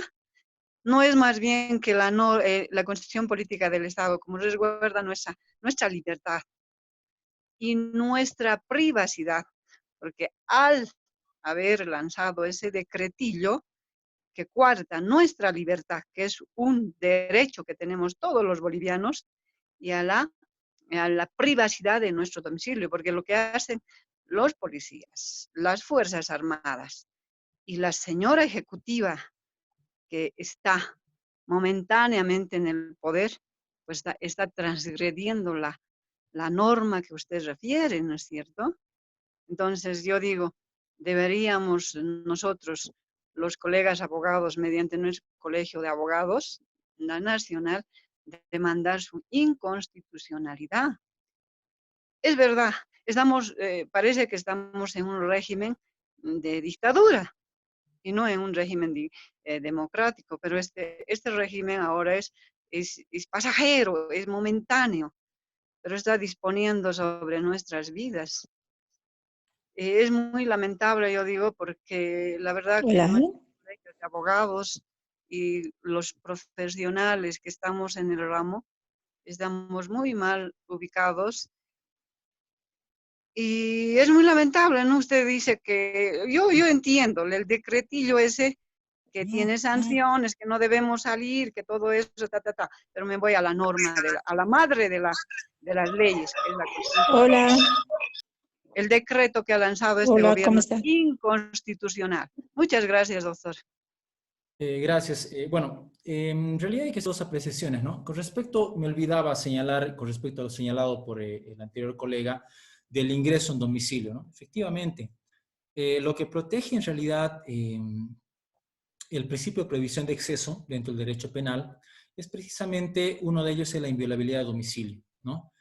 En cuanto a la inviolabilidad de domicilio, se tiene de que solamente se puede ingresar en el domicilio en determinadas circunstancias, ¿no? En caso de delito flagrante, ¿no? Cuando existe un mandamiento emanado de una autoridad, por ejemplo, o obviamente con el consentimiento del ocupante, ¿no? Entonces, tenemos por una parte de que en este caso, si la policía va a ingresar a un domicilio, cuando hay un delito flagrante, obviamente lo puede hacer, no podemos desconocer esa situación porque está regulada dentro del ámbito constitucional y penal, ¿verdad? Lo que me han planteado el compañero o el colega que me ha antecedido es el hecho de que la policía haya ingresado a un domicilio para efectivizar el arresto. Obviamente eso es ilegal. Porque si hubiera ingresado para efectivizar una aprehensión, es diferente. ¿Por qué? Porque lo estaba aprendiendo por la existencia de un delito en flagrancia. Pero si solamente voy a ingresar para ejecutar un arresto, ¿no? Que en realidad es una sanción administrativa porque emana un decreto, ahí está ingresando en ilegalidad. Por lo tanto, y tenemos la comisión por parte de la policía de lo que es el delito, el tipo penal de allanamiento de domicilio, ¿no? Entonces, hay que ser totalmente claros ahí, ¿no? No hay nada que podamos decir al respecto, es una total ilegalidad. Ahora, con respecto al otro tema, ¿no? Efectivamente tenemos derechos, pero nunca ningún derecho es absoluto, ¿no? De hecho, que ni siquiera el derecho a la vida es absoluto. ¿Y por qué decimos que no es absoluto? Porque si el derecho a la vida fuera absoluto, no existirían figuras como, por ejemplo, el aborto impune, que es un tipo penal, ¿no? Como, por ejemplo, existiría la figura del homicidio piadoso, por ejemplo, que es otra figura también, en la cual el código lo que hace es generar excusas absolutorias para una persona que vulnera el derecho a la vida. Son ejemplos que le estoy dando de que los derechos que tenemos no son absolutos. Todo derecho del cual gozamos siempre está sujeto a una limitación, ¿no? Yo puedo tener derecho a la propiedad, pero enmarcado ciertos límites. ¿Cuáles son los límites? El Código Civil, la Constitución, el Código Civil me dice dentro de los límites establecidos por la ley, las buenas costumbres, el buen uso del inmueble, ¿no? Por ejemplo, el derecho de propiedad. Es decir, cada derecho en el que nos vayamos, siempre el derecho tiene una limitación, una restricción implícita, porque si no tuviera, entonces estaríamos ante un absolutismo. Y el absolutismo implicaría una vulneración, un resquebrajamiento de la estructura jurídica, de tal manera que ninguna persona tendría ningún límite a ejercer su derecho. Y bajo el paraguas de querer ejercer o que yo estoy ejerciendo mi derecho, puedo ingresar a una esfera de vulnerar el derecho a los demás. Por lo tanto, la limitación en realidad la tiene la propia Constitución. Y de hecho que si nos vamos al artículo 23, nos habla de que todos tenemos efectivamente el derecho a la libertad, pero que esta libertad puede ser restringida. Nos habla de que la libertad puede ser restringida dentro de los límites señalados por la ley. Entonces, ahí nos dice no es absoluta. Tienen derecho a la libertad, pero esa libertad puede restringirse siempre y cuando la ley lo establezca. Y de hecho que si el derecho a la libertad fuera absoluto, no podríamos detener preventivamente a nadie. No podríamos detener domiciliariamente a nadie. No podríamos condenar a nadie en un centro penitenciario, porque si el derecho a la libertad es absoluto, no podríamos vulnerarlo en ningún sentido. Entonces, hay que entender de que todo derecho trae implícita una limitación, obviamente legal, ¿no? Ahora, el problema acá, dicho eso, el problema acá es determinar de dónde emana esa limitación, ¿no? Si la limitación es solamente legal, o la limitación, cuando hablamos de legal, se refiere al ordenamiento jurídico, ¿no? Ahí creo que va en realidad el tema, ¿no? No es tanto si se restringe o no se restringe, porque de hecho que tiene que restringirse, sino el que si esa disposición que limita el derecho emana de una ley de la Asamblea Legislativa o emana de un decreto supremo. Ahí es donde tenemos que irnos, obviamente, a lo que es el principio de supremacía de la Constitución y la jerarquía normativa establecida en el artículo 410 de la Constitución. Y ahí tendríamos que analizar en realidad específicamente si es que el decreto supremo estaría o no entrando en una contradicción básicamente con la Constitución. Mi criterio personal como abogado, independientemente del tema político, porque ustedes han visto, yo no he tocado el tema político en lo absoluto, no me interesa, soy apolítico en realidad, el análisis ha sido estrictamente jurídico, pero en mi criterio, al no ser un derecho absoluto, el derecho a la libertad, y en función de que aquí existe una prioridad, aquí hay una ponderación de derechos, y la ponderación de derechos implica de que se protegen derechos fundamentales, vida, integridad corporal y salud. Por lo tanto, todos los demás derechos deben sucumbir, deben ceder frente a los derechos fundamentales. Por lo tanto, si yo necesito para proteger esos tres derechos, como es la vida, la integridad corporal y la salud, restringir el derecho de propiedad, restringir el derecho a la libertad de locomoción, restringir el derecho al patrimonio, el derecho a la educación, etcétera, lo debo hacer. Porque si no lo hago, no voy a lograr la protección de esos tres derechos que en realidad son más importantes que el resto.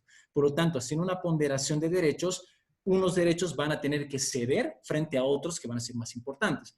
De tal manera que si yo necesito proteger la vida de una manera coercitiva, de hecho, proteger la vida, la integridad corporal y la salud, por ejemplo, a mí me parece totalmente lícito el restringir el derecho a la libertad de locomoción, porque la libertad de locomoción es un derecho que está por debajo de la vida. estamos sacrificando en parte, no totalmente, en parte, el derecho a la libertad de locomoción para permitirnos proteger el derecho a la vida, a la salud y a la integridad corporal de las personas. Lo cual a mí, haciendo una ponderación lógica y jurídica, me parece algo perfectamente lógico, inclusive, el hacer ceder un derecho de menor importancia para proteger uno de mayor, ¿no? Obviamente, en ciertos límites, a mí me parece que los límites están bien trazados, de hecho, actualmente, salvo los abusos que haya, pero si analizamos la normativa como tal, yo no encuentro en realidad una inconstitucionalidad per se dentro del decreto, en mi criterio, ¿no? Difiriendo un poquito y respetando obviamente el criterio de usted, yo simplemente le estoy dando mi criterio, ¿no? Para que no se entienda mal, ¿no? Bien, doctor, ya hemos concluido el tiempo.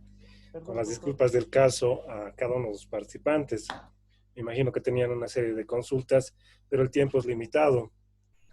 2 horas de exposición con las respuestas a cada uno de los participantes. Ruego su comprensión. Además, vemos de que alguna persona está rayando la pantalla y no es nada, ¿no? Nada bueno, ¿no? Es una total falta de respeto. En ese sentido, vamos a programar una segunda versión sobre este curso virtual, esperando siempre de que la respuesta del doctor en colaborarnos y en orientar sea positiva. De esta manera, como le digo, doctor, le doy las gracias y que sea hasta otra oportunidad. Bueno, no, gracias inicialmente a ustedes como empresa por facilitar estos encuentros, porque son muy positivos, de hecho que nos enriquecen no solamente a los participantes, sino a mí también, porque hay una retroalimentación, es una situación didáctica, ¿no? De ida y vuelta en realidad el conocimiento. Así que yo lo agradezco mucho este contacto y esa preocupación constante que tienen ustedes por el conocimiento, por la información, ¿no? De transmitirla, ¿no? De ida y vuelta. Si bien, bueno, el tiempo nos ha jugado en contra, de hecho que efectivamente nos hemos sobrepasado súper abundantemente, en realidad el tiempo permitido, una exposición así debería haber sido 1 hora, lo mucho, ¿no? Pero bueno, con la finalidad de poder absolver algunas dudas y aprender un poquito más. De cualquier manera, estoy presto a la empresa, ¿no? Para poder realizar nuevamente las versiones que sean necesarias, con cualquier otro tema que ustedes consideren también importante y cómo no, estoy presto para ello. Y a las demás personas que me están viendo, pues bueno, detrás del Art Attack, ¿no? Que está haciendo, del dibujo libre que está haciendo alguna persona que parece que está un poco aburrida, ¿no? Del tema y no encuentra nada que hacer, detrás de esos rayones van a encontrar mi contacto personal.